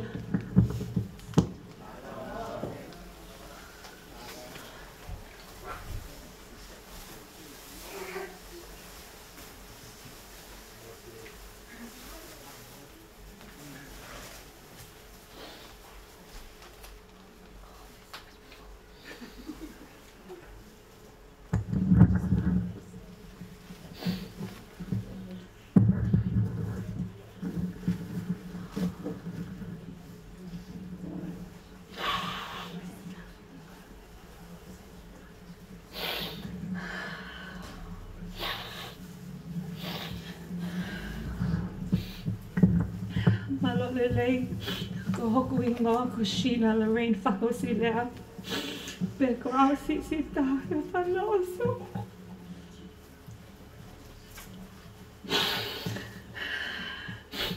Pe ko au pe fo I pele a hoku tamai. She left whakapawanu pe kātaki. I've had the privilege to live with my father for my entire 33 years.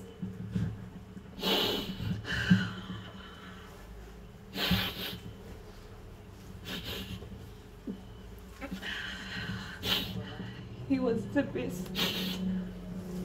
He was the best father to all of us. And like you heard, my dad was the kind one and my mom was the mean one.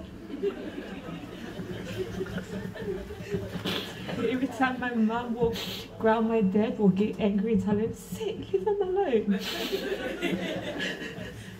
And my dad never said anything. My mom would just ground him and he would just sit there. I remember my dad took me and Sally to do our learner's driver's license when we finished school. And I remember when I was in school and I was being really, really good.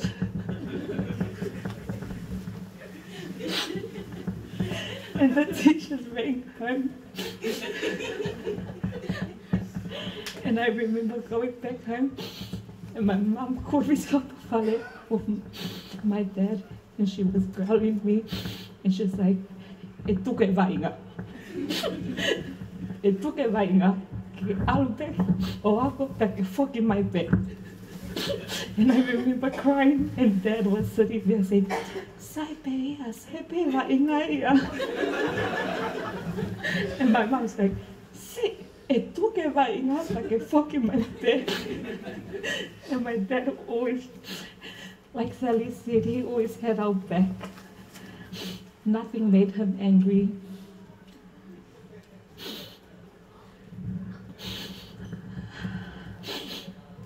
And I remember the morning he left us.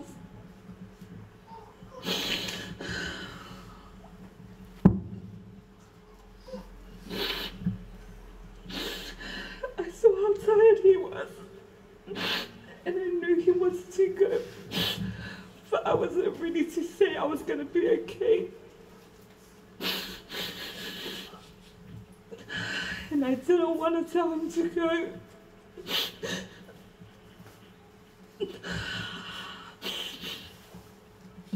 And I was so hopeful that he was just gonna bounce back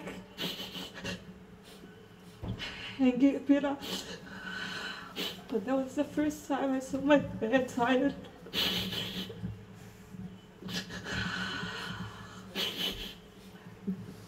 I am happy that I got to witness him take his last breath. And he went so peacefully. He was good at everything, and he was even good at taking his last breath.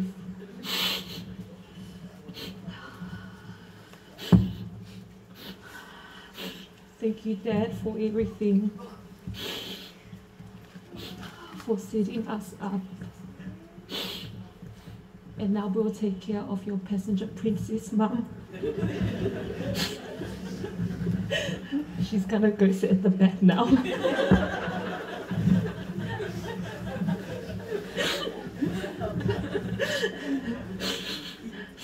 I love you so much, Dad, and I appreciate everything that you have done for me and the rest of us. We won't forget you, and we'll make sure to celebrate you always. Goya be malo.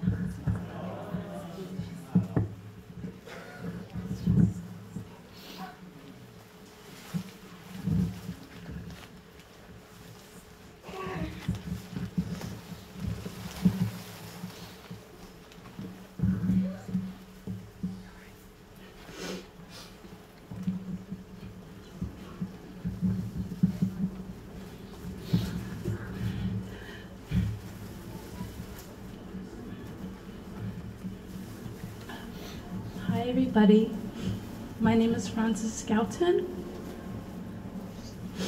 I'm the eldest granddaughter of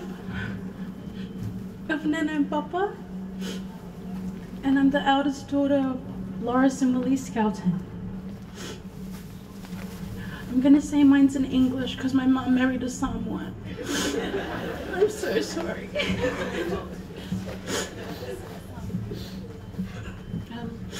I was one of the lucky grandchildren because I got to live with Nana and Grandpa for the last 10 years because everyone started getting married and moving out and there was extra space in the house. So I moved in with Sina and Mele. And for the last 10 years, I got to travel with Papa.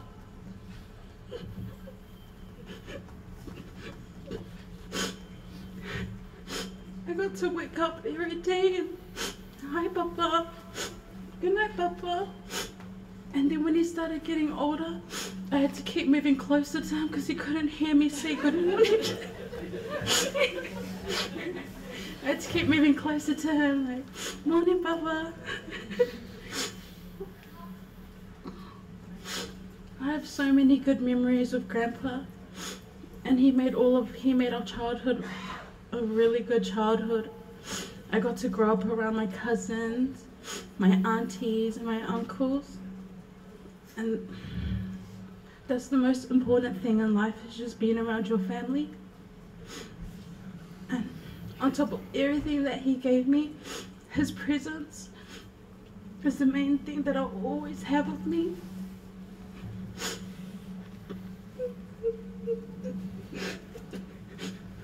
Papa, although our time in this life is short, I'll be with you in the next life for eternity. Polawa, Papa, I love you so much, and I'll look after the rest of the grandkids. Thank you.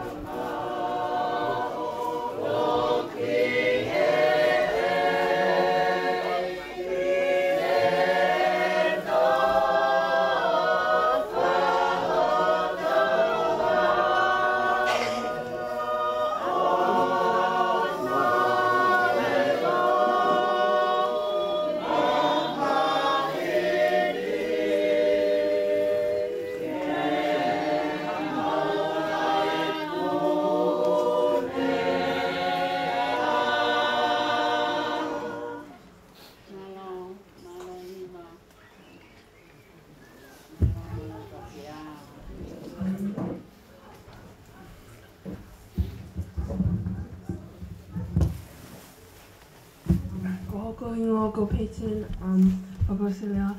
I'm the youngest daughter of Segona, and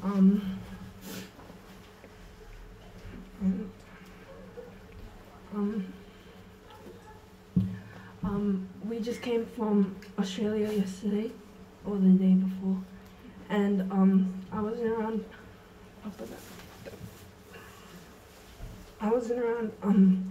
Papa that much, but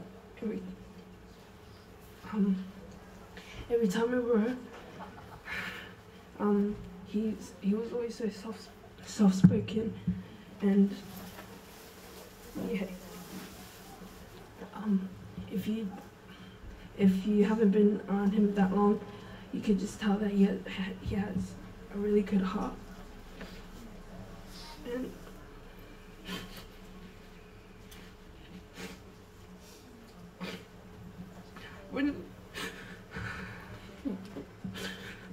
when he came to visit us in Australia, every time in the morning, he would always come up to us and say, like, in a really cute voice, like, hello.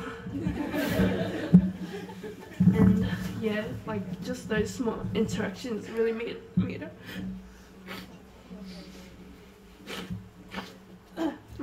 our day. We didn't get to be in the hospital with him when he took his last breath, but I'm still grateful I got to be around him and me and my siblings. So yeah, he was really soft, and yeah, I think that's his best personality trait about him. I love you, Grandpa. Until the next time we see each other.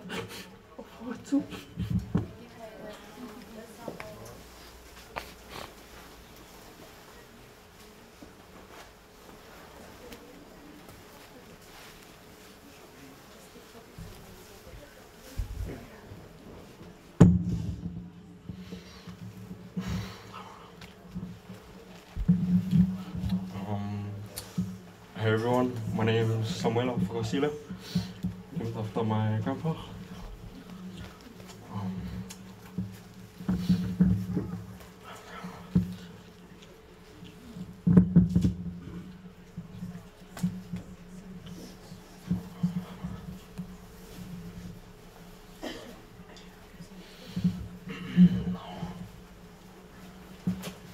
He was I would hear stories about Grandpa from my dad, about growing up with him and that. And yeah, Grandpa was a really hard-working man. And I hope to live up to your name.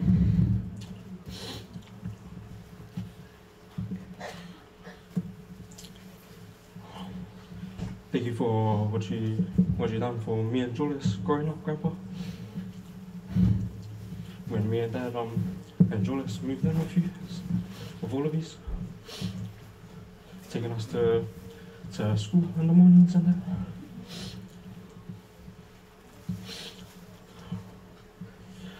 Just,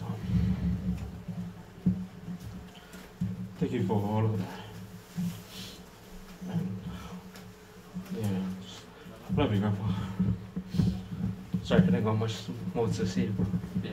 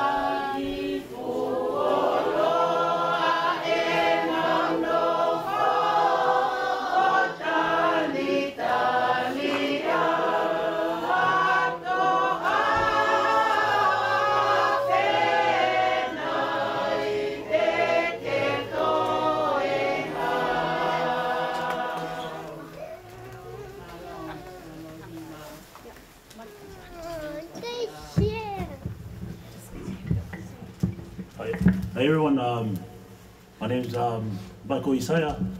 This is my son, James Isaiah, or Lisiali's husband. And I didn't prepare anything, but just wanted to come up to say thank you to Dad for everything you've done for me, my family. Sometimes I'll come home, my lawns and that are already cut. So I'm ashamed of that. But now hopefully when I still come home, Paki already cut it. But, so, I'm also his Pharaoh's son-in-law, so he was me number 1. So William Paki is fighting for number 2. So, but yeah, I actually just came up here to say thank you, Dad.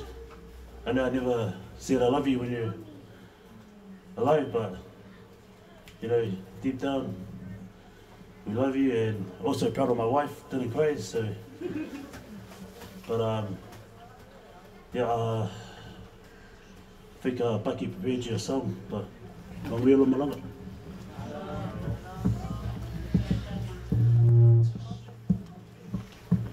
Yep. Malolelei, ko kuingoa ko Paki, Namraulu, and Samu's favorite son-in-law, I'm married to Tangikina, and apologies to our Tongan congregation. I can't speak Tongan, but maybe next time I can speak. I've been married into Samu's family for going on to 11 years now. And I think the first 2 years, I went on a trip with some of the siblings. And after that trip, Mom and Dad wanted to come on the next trip we go on. And then every trip after that, I slowly started to become Samu and Mom's driver. So every time we go now, and most of the trips, I was Samu's driver. He was always my front passenger. And the one thing that Samu does wrong when he is the passenger is that he always falls asleep. And you know the passenger is supposed to keep the driver awake, but he's the one that sleeps. But to me, it says that he trusts my driving. So definitely gonna miss this man. He's a man full of wisdom, full of knowledge, and he's taught me a lot, being within the family for the last 11 years. It's definitely going to be missed. I think my freezer is not going to be filled up with kape and manioke anymore, so I have to find someone else to fill up my freezer. Really going to miss this man. He was always the one that told me if I was doing something wrong, and he's always going to be missed, especially for myself and also my Samoan family. That's why most of his kids are married to Samoans, and he likes to go to Samoa. But Mom, be strong. Like the Bible says, our Father brings us to this earth, and He will also take us away from this earth. We are here for you, Mom. Your kids will be here for you. We will watch over you, and also Dad will be looking over all of us. Dad, please forgive me for whatever wrong I have done and said that made you unhappy. And hopefully our Father will have a place for you in the kingdom of heaven. I appreciate you giving me the opportunity to talk. And I'll now hand it over to our number 3. Hello.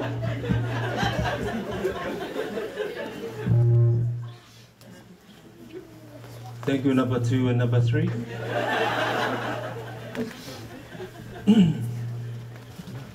Tapu ki o tua mafmafi. Tapu ki whanau me mokuna o eiki. Tapu ki whakau, whatako eni. Whataki lo. Tapu ki he whau.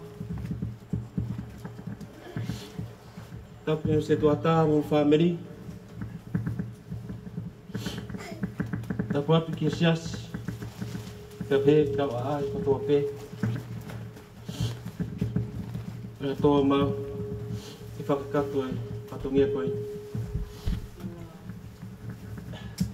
Now I'm gonna say something in English because I was busy at the back trying to do Dad's job.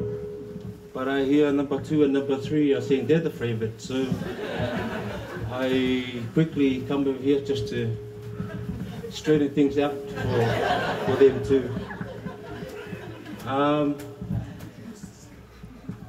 First of all, I'd like to thank you everyone for your love and your support for this difficult times for Loisi and the kids and all the children.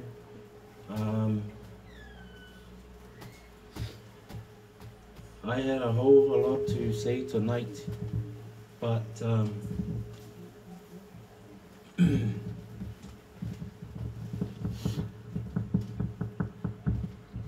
Samu, he's done a lot for myself. 26 years of he's nurtured me since I married into the family. Learned a lot, taught me a lot. He's my role model, and most importantly, he's like a father to me. And that's why I'm number 1. I will never forget his love and his worries for me growing up. He always tells me, you know, this is the right way and all that stuff. So I wasn't the greatest of all sons, and having someone as a mentor, couldn't ask for anything more. But I feel really bad tonight because I used to lie to Samu a lot. Sam doesn't like new things. Okay, he's a very must have been a salesman back in his days or something. My daughter here, she was the garage sailor baby. Everything was garage sailor. Nothing was brand new. So every Saturday, Nana and Grandpa would be out hunting for stuff for her when she was a little baby. And we thought it was all brand new, but it was Papa that went around the garage sailor every Saturdays. So yeah, and we're trying to buy him new things, but he didn't like it. We're very scared to tell him what the real price of everything. So Dad, tonight I'm gonna come out and let you know, to tell you that all the things that I've told you, even though it was 2,000 and I said it was 500, and just to make him, I don't want him to be worried and stuff like that, to think, because you would always have somebody that knows someone that's got something cheaper. So he's a simple man. His car that he used to run around breaks down every day, every week, and we tell him to buy a new car now. He wouldn't budge. He likes his car, doesn't like new stuff. So yeah. Anyways, Dad, I'm gonna keep on your legacy at our Wharelotu. Since you handed in all your lakangas at church last year, you were a Setwata Whale at Takai Mangana, and you were the first one here at Lotu Fia. And I'll probably be the first one to our new church, and I'll make sure I'll be Setwata Whale for that, Dad. Hopefully I'll make you proud, I think. And most importantly, I'm going to feel sad because that chair at the back is Leo Matapa chair.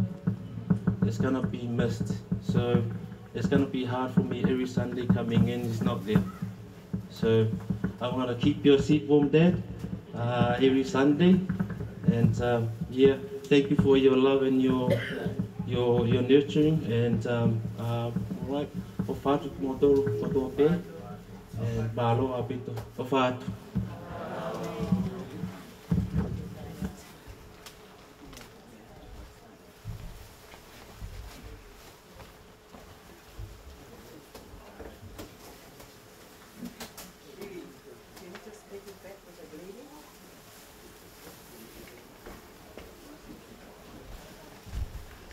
kore wha more more lahi ato au pito.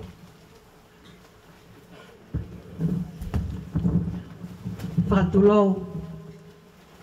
Pia ko whakapa atu. Ke mala e kini. Lute. Mai ongo whai whekau. Whamoremore i ange. Whamoremore i ange au. Ai ki whatongia. Tau toki lele mai e. Whatulou atu. Ke hau eiki mai whakamakapuna eikia. Ko mau mea heni. Pea kou whakapapa atu. Ke tangata kone hanga whakatataha i ki tau tolu. I he fia fini.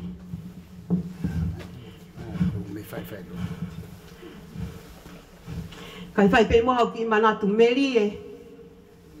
Ko hingoa ko kalo fotofili. Pea koki mau tolu katoa koe ni. Ko mau whakaapa pe ki asikei. Ko sikei, ko mau mata ia ke wheitu ke malai o lotu, ke malai o whanua, mo ngai tapa ke.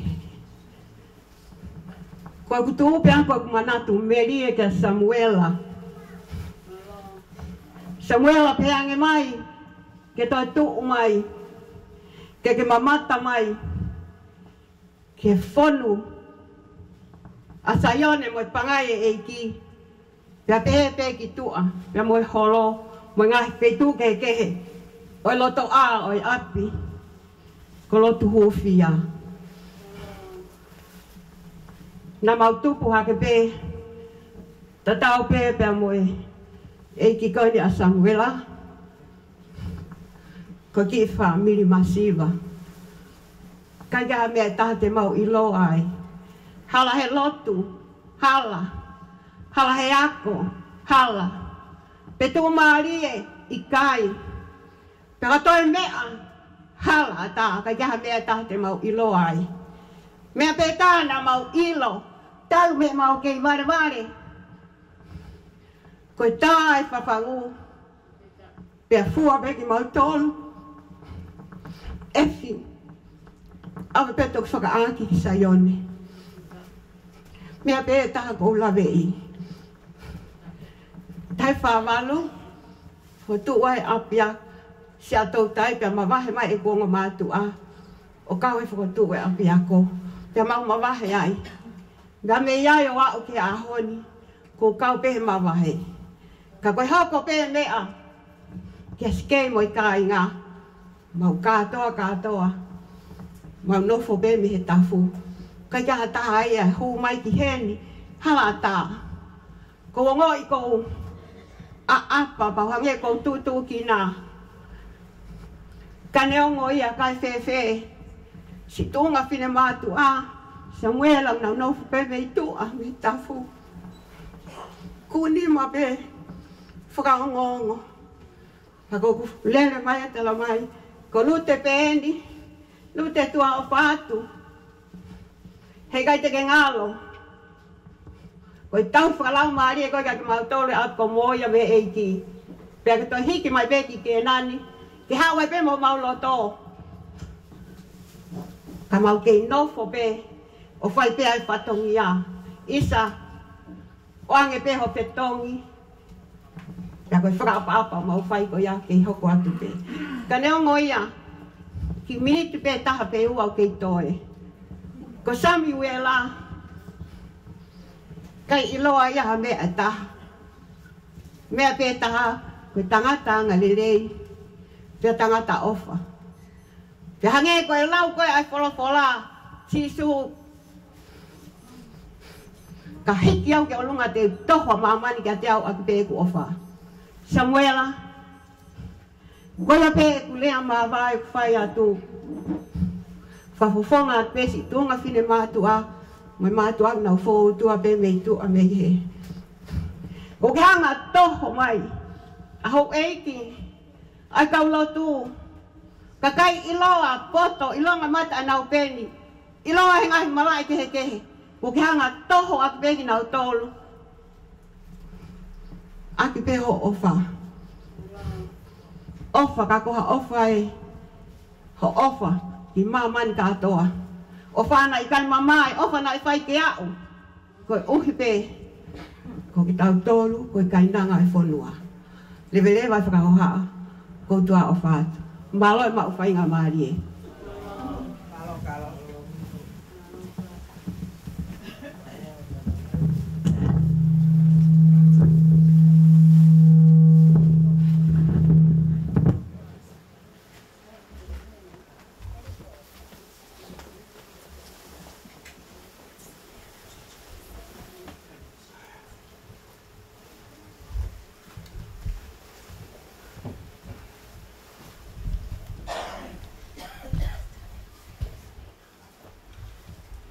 I have to sing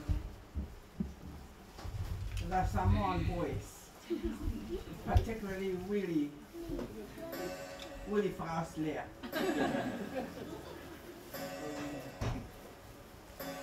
Before I go on into my little Fai'aho, I need to tell you boys, the husbands, that your father is a holy man. Samiuela is a holy man. Ko e wholofola me whamoni mai ki ai, ko e tohi a se misi. Kai ai ha tangata, o kai homo hene lea, ko tangata hau. So I want Carlo to hear it, and the rest of the family. Kai ai peha tangata hange ko e toka, ko whai e Samiuela. O kai homo ia hene lea. He's a quiet man. So I call him a holy man, children and grandchildren. It's James chapter 3 verses 17, I think, but I will let you know, girls. Keep it in mind. That's who your father is. Kakase is not like him. But I hope he will hear me tonight. She will hear me tonight and will follow your dad's footsteps.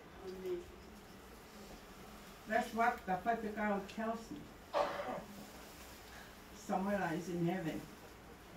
Not like the others, we will wait until the day that the Lord will come back. Because he has been a very humble man. That's what your Fai'aho tells me. And that's why I let Carlo come in and do her manatu merie. E koe uhi, koe tangata ai otua. Nea ngo pēnei, iai pēro ngai lakanga he sisi, but the Fai'aho has told me he never spoke. E koe me ea e kau he siasi, everybody wants to speak. Everybody wants to talk. Everybody wants to say something. That I am right, you need to follow. Samiuela never did that. So I thank you all for the manatu merie. I don't want to do any more lotu because I'm not like Samiuela. But from now on, hope my husband is outside, I will try to follow his footsteps. He has been a caring husband to your mom, which shows how he is. Mui homo tamai he pekau a sisu. Anga whakatu. Nam whakataki. Koe wholofola e taha. O whaiak hatau whakalelu, hatau whakanonga. Mati wahe tahtaha, lesi wawalu ke tolu noa. Hawa ngō tolu ko toa pe o ku ongo sia mo mawhasia. Pati whakamalo lo ki mo. Ai e kui okay, carry my yoke. He ko wanga vai vai. Ko whakataki, moanga whakatua. But another translation for anga whakatua is humility. That's who your father is. He nane ilo ka ioke a sisu o molu ka venga ana mama. Sorry. Okay. Thank you. See my boy, he hears me calling him. Calling for us there. And he wants to hear me in the mic. Whanau ko whamaloa. All the manatmelia, the grandchildren. Just hope my children and my grandchildren will manatu melia like that to me. Ko whamaloa tu I he whatongia manatmelia he poni. Kako to pe mo ke whai pe ko ki whai lotu na kai te o mai he whai whakau ha whai lo. Mo mea pe lalo. Tongi au hiwa whao hi ni.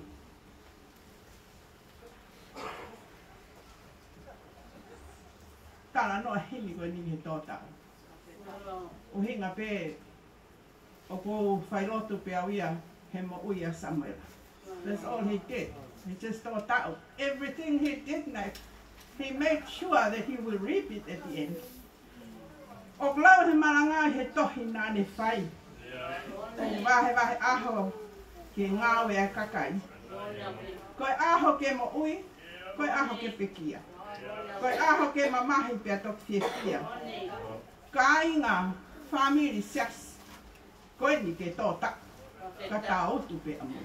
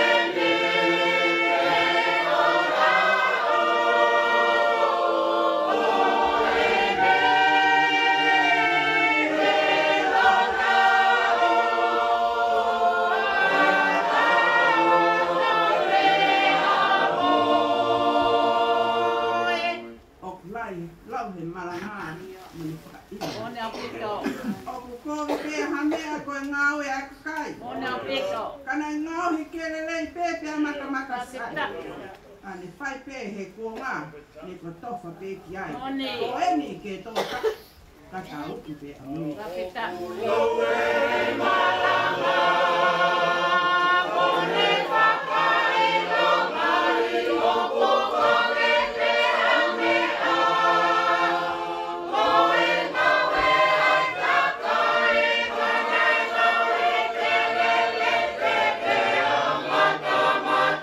ka tau tu pe amu.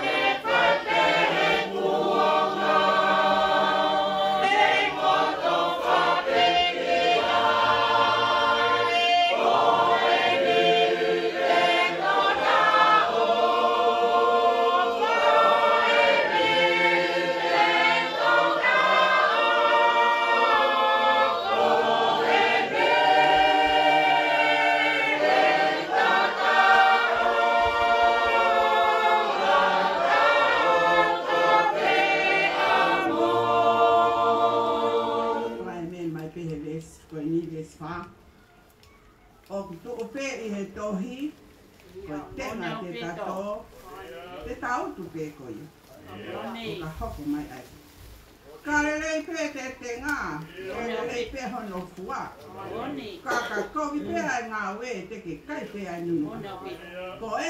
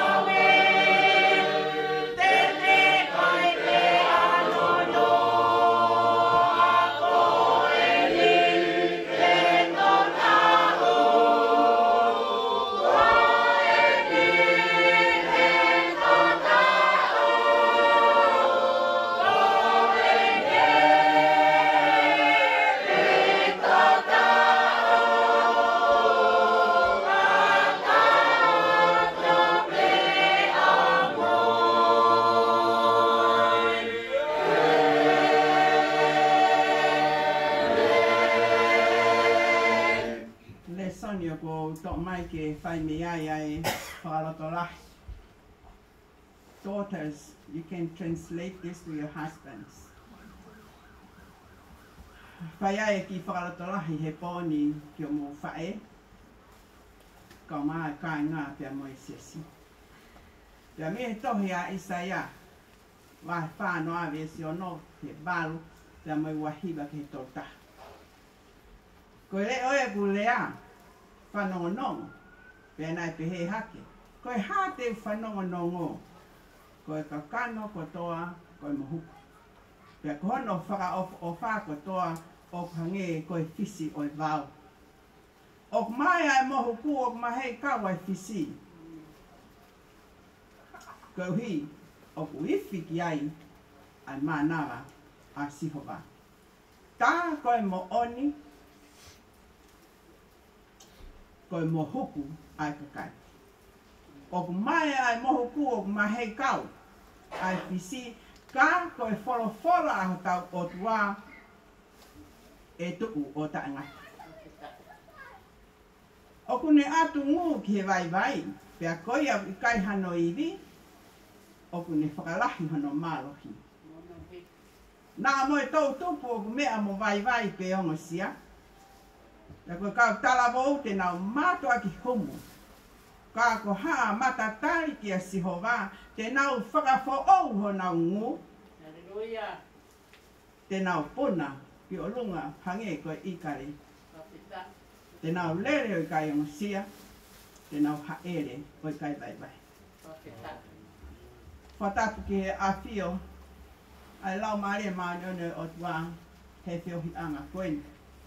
Tau tāla pe, tau ngoi pe. Te tāwhia ke lau maare o tua. Ko uhi a koe toka ai tamai pita koeni. O whatapu atu ki he whahu. Kau mai ulu motua. Pehe ki waifi. Me whanau ka mai makuna. Whatapu atu he toka ko whai Samiuela Faka'osilea. He ki o Fai'aho. Am halotu. Ka ata mo koe whainga maari e koe ni. Ke whakakato ai ki whatomia koe ni. Ko ilo pe. O kai ke. O Fiema'u peke ke whamahino. O kai ngata he ku Fai'aho. Ka koe huri pe au masila mea. Koe moko puna pe au ia taha o kau sikei. Pena i kai ai ha whanau tangata ia ai on whine eki. Taha.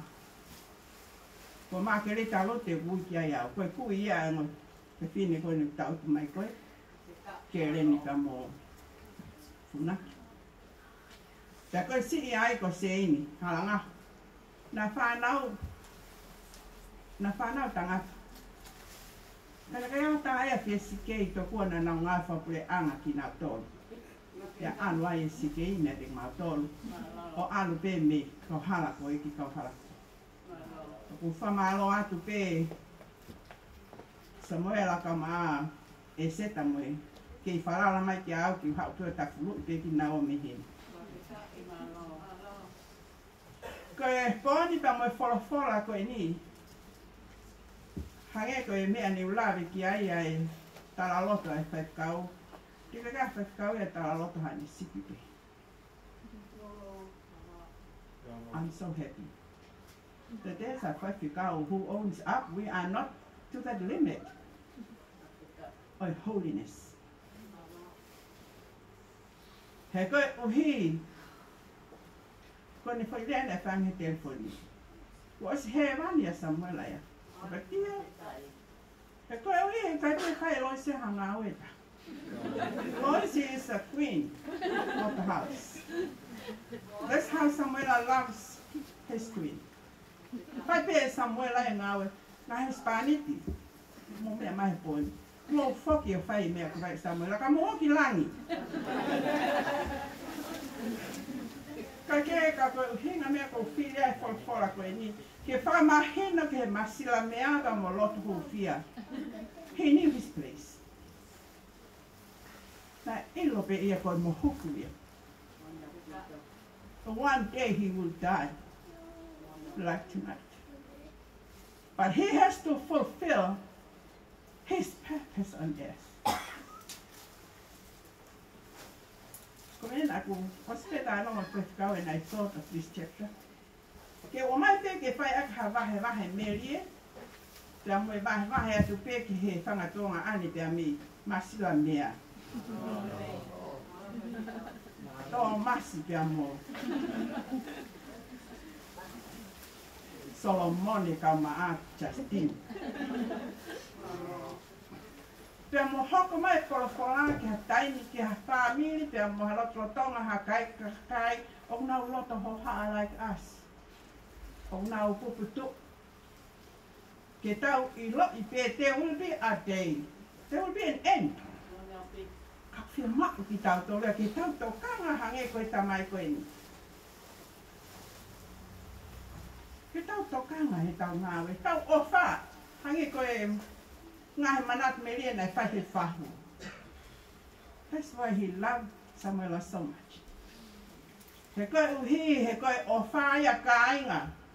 O koe ofa koe leapi. Action speaks louder than words. Ako fia I he talaloto pia me manat Mary ai Fai'aho. It all tells a great story. He mo uia Samiuela. Ako tu ospe ngai ko kitong yu to le awe na hore to mele a eku fai lo tu he kon he new ko for ape then ne ona ke hau ya malanga pe hau fai ha me he sesi ana poke pe e Samiuela ya every words haya henga hi manatu meri e ko fai Ilo e Samiuela ya asami uloki.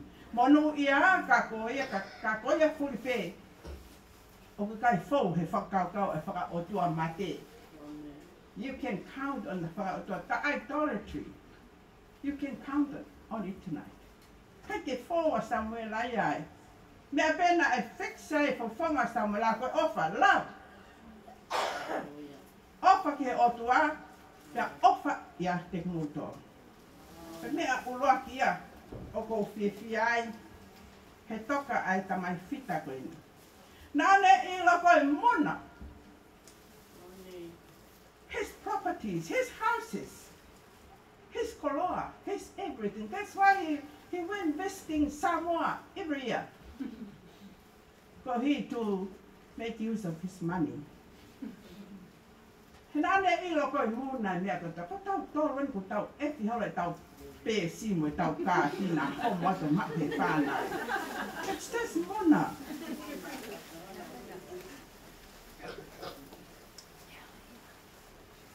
Ilo pe ia ah.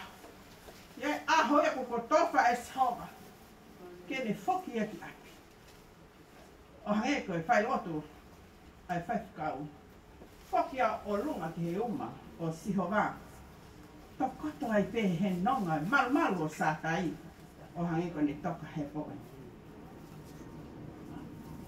Aho ke whanau, aho ke pekia hangi ko ia na tau hime ai. O toki whakamau a te hime. Pōne tau whatah mai e family mo kāinga, ka maa se si mo tolu whana ki tau tatau. Fita koe ni. Tau whangau pe whake ai fita for the ladies, whae fita. But no, Samiuela is ata mai fita. He ko he nane I lo I pe e ia hangi mea koe nau lawe ki ai. He knew one day, he's 76 or 77. Nane os ilo pe e pe kia. But he wanted to fulfill his purpose why God put him on earth. Being a husband and being a father and a grandfather and being having his sons-in-laws. Hange ko ya na ula ate sami ulo. Ka pai me si ai ko ne po mai ki he fai loto ko fai resto. A whala loto ko e si fai ho. Tau tu pe he se amui he se ale matapa.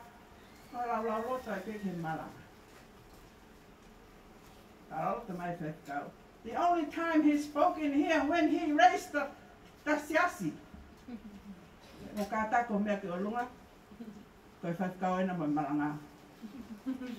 That's all he said. Sweet. Offer my young Mari. Not only Mari, Tangata, but you ladies. But I'll talk a guy from my oppo up. From my oppa ke offer from my oppa ke frato pilalo. O hange ko yuki ko ya malu.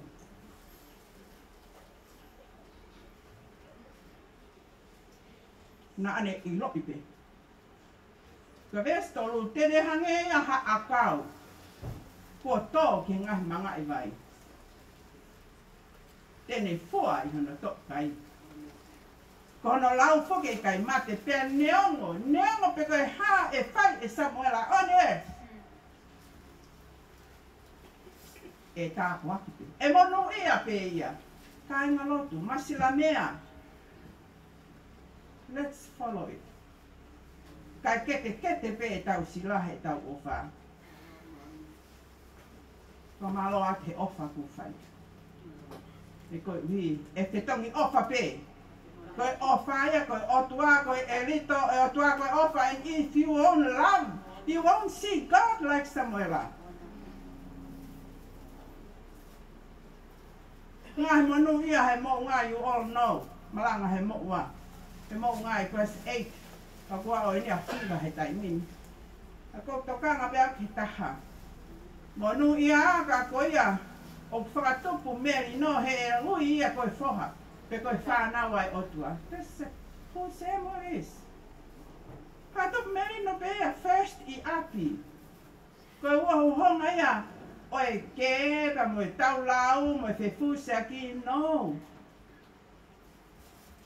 Tau hi pe e Samiuela hano ki loto whare, ke whanonga pe he meri no.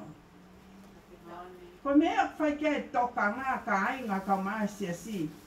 Let's practice it. Action speaks louder than word. Ko e sāpate koe tu ato malanga. Sāpate tu ato malanga. O Fiema'u. Moi e mono ia, oi malanga he mo'nga. Pena whina ngalo pēr si suia, ke ne whakahoko mai ka tātou. Ke mō hoko koe māsima o māmani. Koe māsima ke whakaifo e no fo. That's what Samiuela did. Samiuela, I'm sorry for mentioning your name. Nā malanga whaas mai kene tau koe si. Ko sit Samiuela hau tatari mi I he e patau. That's the last time I kissed goodbye to him. Because whakahoko, ai whakaake a punaki. But he was there. Samiuela. Ko whakamalo atu. Ho whakatahtaha I mai kāinga. Sai pēsia sia ka ko whakatahtaha I mai kāinga masilamia. Ke mau poki koe ni mau hoko koe māsima. Whakai fo e no fo. Lea. Lea mai o ku boho. Lea mai koe fufunga mo oi. Koe mea ia nei tokanga ke a sisu. Ka maa ke tau hoko. Tau maa tuko ni tau hoko tau peko ki glittering light. Everywhere you go os ilo pehe kau ngā whananga. Ko kālo e nā kuru. Not the mouse. Ka ko te mau ke klita pe. Ai pei tō koto a pe. Tau hoko koe māma. Ke whaka māma I. Ai whanonga tau whai. Kaki tau nofu tau tolo tupu a. Very soon. Kaki ilo na koe ospenia po I ka hau muongi o tahu. Whaka he ke kāo. He whai kāo e. Konga whao se tupa he peki a. Te ponga koe ki mui nā klawa. Ha a matatai. Ko hinga nai toa pēa Samiuela because he was an apasia man. Apasia o tua. Kanai maue e Samiuela mea koe poto whakapoto poto. Koe lau mai ho o you. Ho o degree ho ukau ni mo ni na ke whakapoto hangi ko Samiuela. Samiuela knew the right whakapoto. O tāna se misi i wahe tolu pe ki he poto. Me ke poto whamamani. Ako poto whamamani ia pehe ai he wahe tolu pe. I longa hapotu o iai ai meheka mo tanke tu ata. O iai ngā aue kovi fulipe. Testa poto whamamani. Ka pau oku ke mao e poto whamamani, please get away from there. Ka tau turi ke poto nei mao e Samiuela, ai poto poto me olunga ka poto e otua. Kono anga tu ki mua, koe maa. Ai ana rea ka e whahu. Hoko ai mo e merino. Hoko ai mo ngahi olunganga pe kwa ose a kia. Ko hono fua koe maa oni on. Ko fua ia poto me olunga. That's the man here, the holy man. Ko fua ia poto me olunga koe maa oni on. Ko hono toa ko fua. Fai'aho e he merino e ki nā tolo whatuk merino.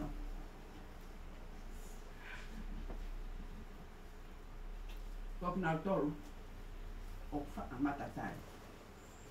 Ke otua. Ka kahe kake mō te manatu i ha mea manatu pe. Ai whai loto ai whai kau. Te manatu pe ai rea koe. Ko haa matatai ki a sihova. Te nau, whakapo'o ho nau ngō. E te tonu ki tau whai. Ta tau ai pepe ko hai tuunga he siasi. Ta tau ai pepe ko hai ho tuunga he family. This is what we need to do. Me e ne whai Samiuela. Si noko pe atu i kawa. Whai mea kai pe mo lau loto pehne ngahi me isfolfola. He koe uhi he te tau pun. Ki o lunga hangi haika. E ka te mao tau tōruia. Te tau lel, o kai ngosia. Te tau haere o kai vai. Ko e ngosia e mo i mawhasia e po ni whanau ka maalois. Tuku ia ke alu. Tuku ia ke alu, ka mo manatu me rie he ngahi tōnga katoa pe. Ai hoa o whaanga koe ni. Ka o maai tamai fita koe. O whaamui. Pai pe e tau whanonga.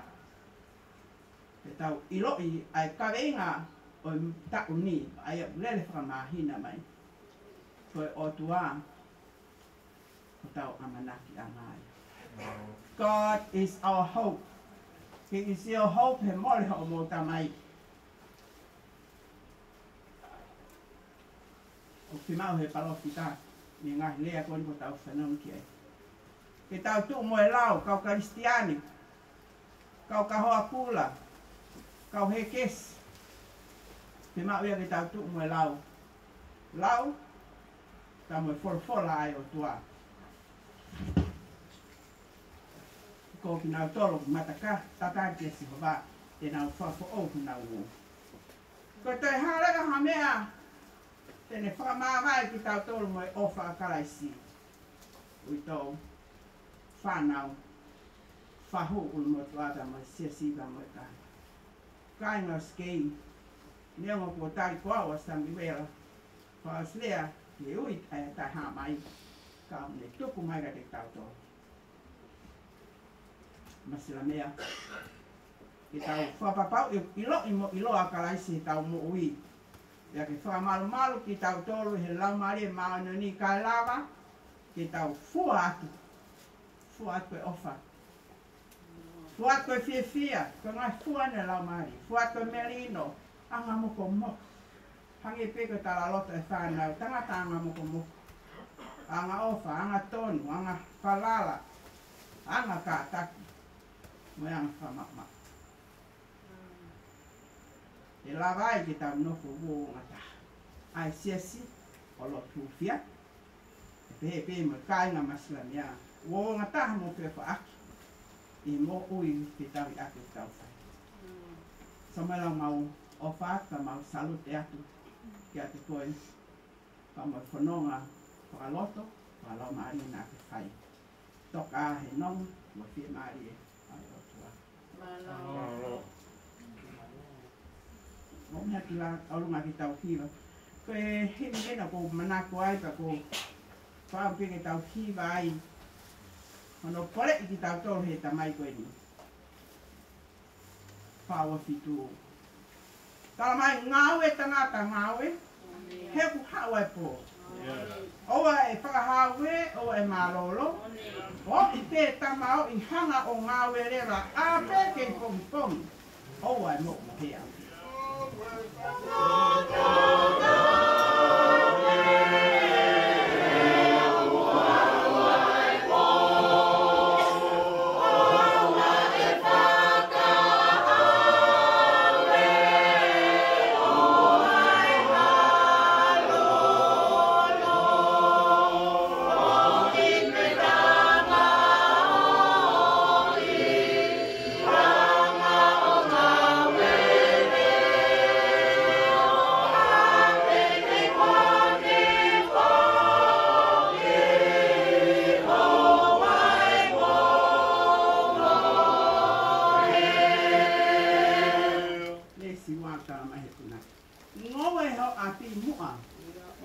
Ai te maara ai.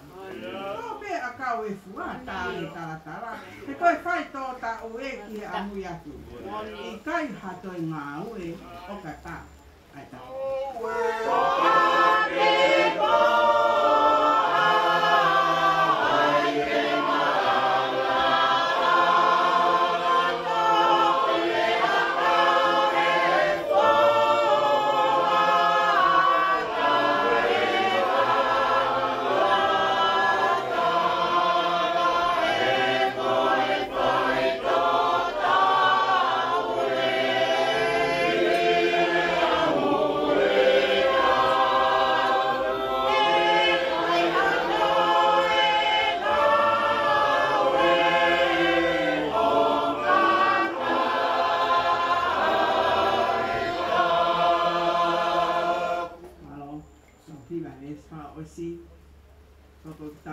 Fai'aho ko me ai nai sio ki ai a Samiuela. Sio, tangata sio, ia one. Ai mea te ke ilo ka tā ai tapu. Sio he fu totongi, sio he malolo. O i tangata opi, o kau ai po. O tangata sio,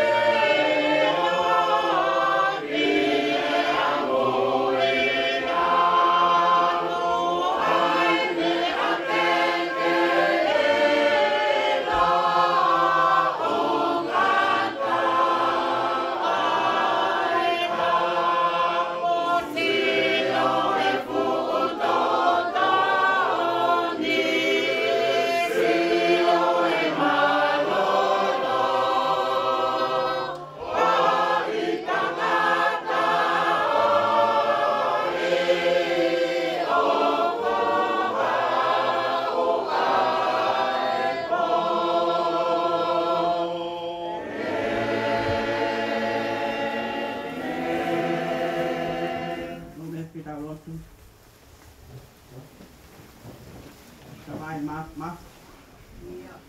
Mau ono mai he hoani ke mau whaktae ati ho akio. Wha malo atu kia te koe he tataki ko ke whai he whanonga ko mau whai. Ego mau iloi peo ke akio hen. Koe ho mau whakamawhanai pia whai o tua ho mau whakanonga ta mo mau whawhiemani. He ko ia koe o tua o inonga. Ko ia ho mau amanaki anga o tua he whanonga ko mau whai. Ego mau whakamalo atu. Whamalo atu he teo hiko mau whai pa mau whamole mole atu. Papa ko tāti tu a lea ko mau whai o tua, mau whamole mole atu o akio. Kai tuku mua atua ke ala mai tōku ma whai a whiana o alasi e loto ko toa pe. Ai ui tau ka ma ai whanau ka te he, ai whahu ka moe ulu motua. Skau whai whakau ena tua kunau me. Tislek tau whakau ma a. Pentoa tafuna pa he si fotofili me amelo fai kau mau tua halo me mau lo tua ako ia peki mau tolo tua ke mau ilo mau fonga Ako ki mau tol ke mau iloi mea toton ke mau fai mea ke mau lea aki e o tua. Mau whamole mole aku. Whamole mole aku o tua o kai te aha o tua ia e tatau pa moe a whiona. Teo ke whamole mole mau ngai hanga hala. Teo ke la kai mau ngai tau ngata. O kai te ke pō ke mau e pe koe ki i tā he koe o tua manako koe e ke whai mesi. Mau whamalo atu o tua koe mesi ai a whiona o tō ka ringo inu. Ie pōni o tua.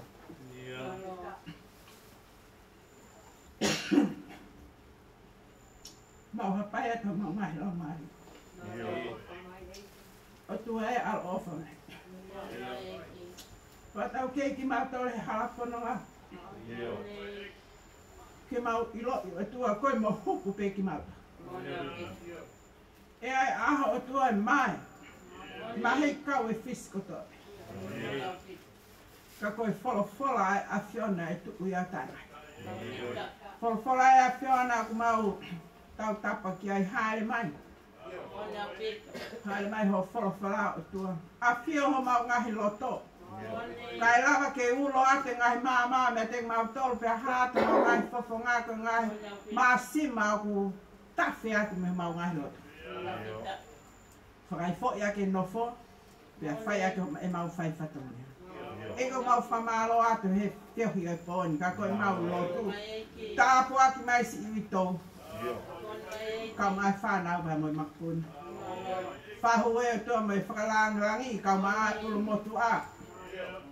Kau whai whekau e na tua mau hapai atu, ai whatongia ki a pongpong. Kau tauhi e o tua pa moi wholofola. Kumu ni honolo tō ke whai ake whakamawai a pongpong. E ki tuku pe ke mau hanga atu. Kai te mau malawa ha mea koe a whiona pe o tua ki ke ala maini. Ala maini ke mau mo ui hiti ke mau haere a. O kou e mau tae tui pe a puke ki mau tō ke mau tū mau he ofa pa mo ki rese ai a whiona. E to koni mei a wha mau popa a tangani. Tu pe o tua ke mau olunga atu ki he mafu ofa ai a whiona. Whai ai ho mau whakakolo a o tua.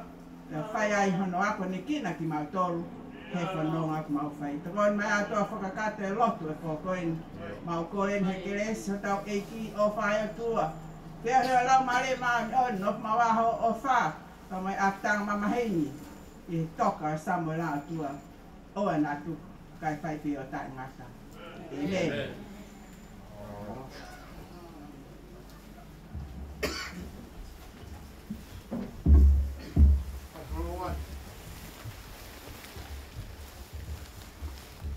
Whatap ke a whio e tamahe wani o talotoro tonga.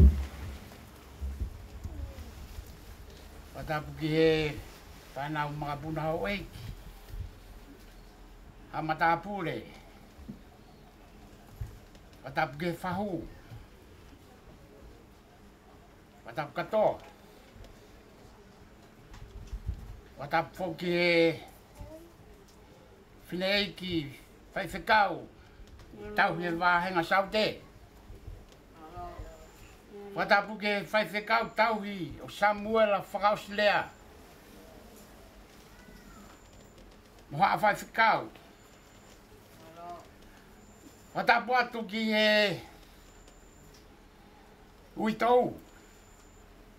Ka maa e whanau mo whangamokopuna. Whatapu atu ke ongo family. Ka inga ofa ko toa pe, ko mo mea mai he pon. Tuku mua ke puke whenga maare koe ni. Pai atoa ki whakamalo tu. Whafofonga ai pere. O utou, kau mai si whanau. Taru me he aho na e hake ai ai pea tupu kosoni o ki lota whare masiwa. One kai haas. Ai lolo tonga e kwhetaki nima mo Samiuela. Pea wongo iai. Ai puputu mo mana wahe ho kuloto. Ya kamata ke teke atu. E whakapo uria e mama. Whawhetai. Ko mo hufia. Kau whai whekau. Si oku apsi atu ana. Mo ngahi koloa folofola ko mo fofola. O whamahino mai ko whamki koloa ko mau tauhi ko koloa pea osi. Kai koloa ko mo mea mai mo ia. Ko koloa ia mau whenga ki ai. Ka pau te mau Fiema'u ki a pi. Ko fōu ia fōu ko. Tuange. Tuange ngai mea oso mamani. Ka tau ka kapat. Ki tau mau ai mama. Ko mama ko a ka te mate taini. Ko ne ulo peo tai ngata. Ko whetai mau koroa. Ko tai maari ai mo family. I hefaf ko ni. Ka gare ai mo ua. Whamaro pe. I whatongia. Ko mo lawa i he po ni. Whamore more pe ka e whahau katu ki whatongia ko ni. Whilei kwai whikau. Ko e kore whakamore more atu. Ko e malanga i o Samiuela e toki whakahau ko i hongo furu mātaha. Ko i ai family. Ko re atu te tau family hene taimi walu a bongbong. Tau Fai'aho ai pe. I taimi malanga i o Samiuela i hongo furu mātaha. A tau toki wharonga atu ki hono Fiema'u. More pe whaiwhikau. Kua e ki fo i papanaki ko teu teu. Whahana umo i whakamokupuna. Tua. Taka whamalo. Whanonga nai whai mai. Tua e ki o whai.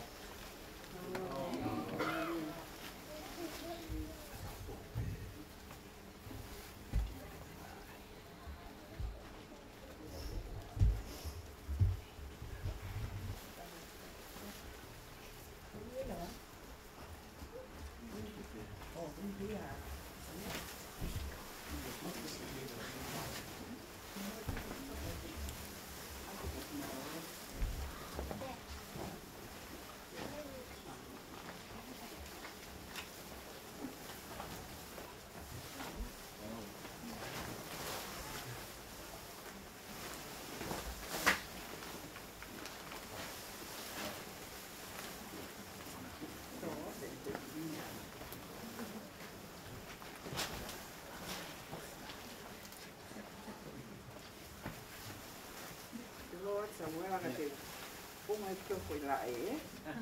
Topai ngō kua.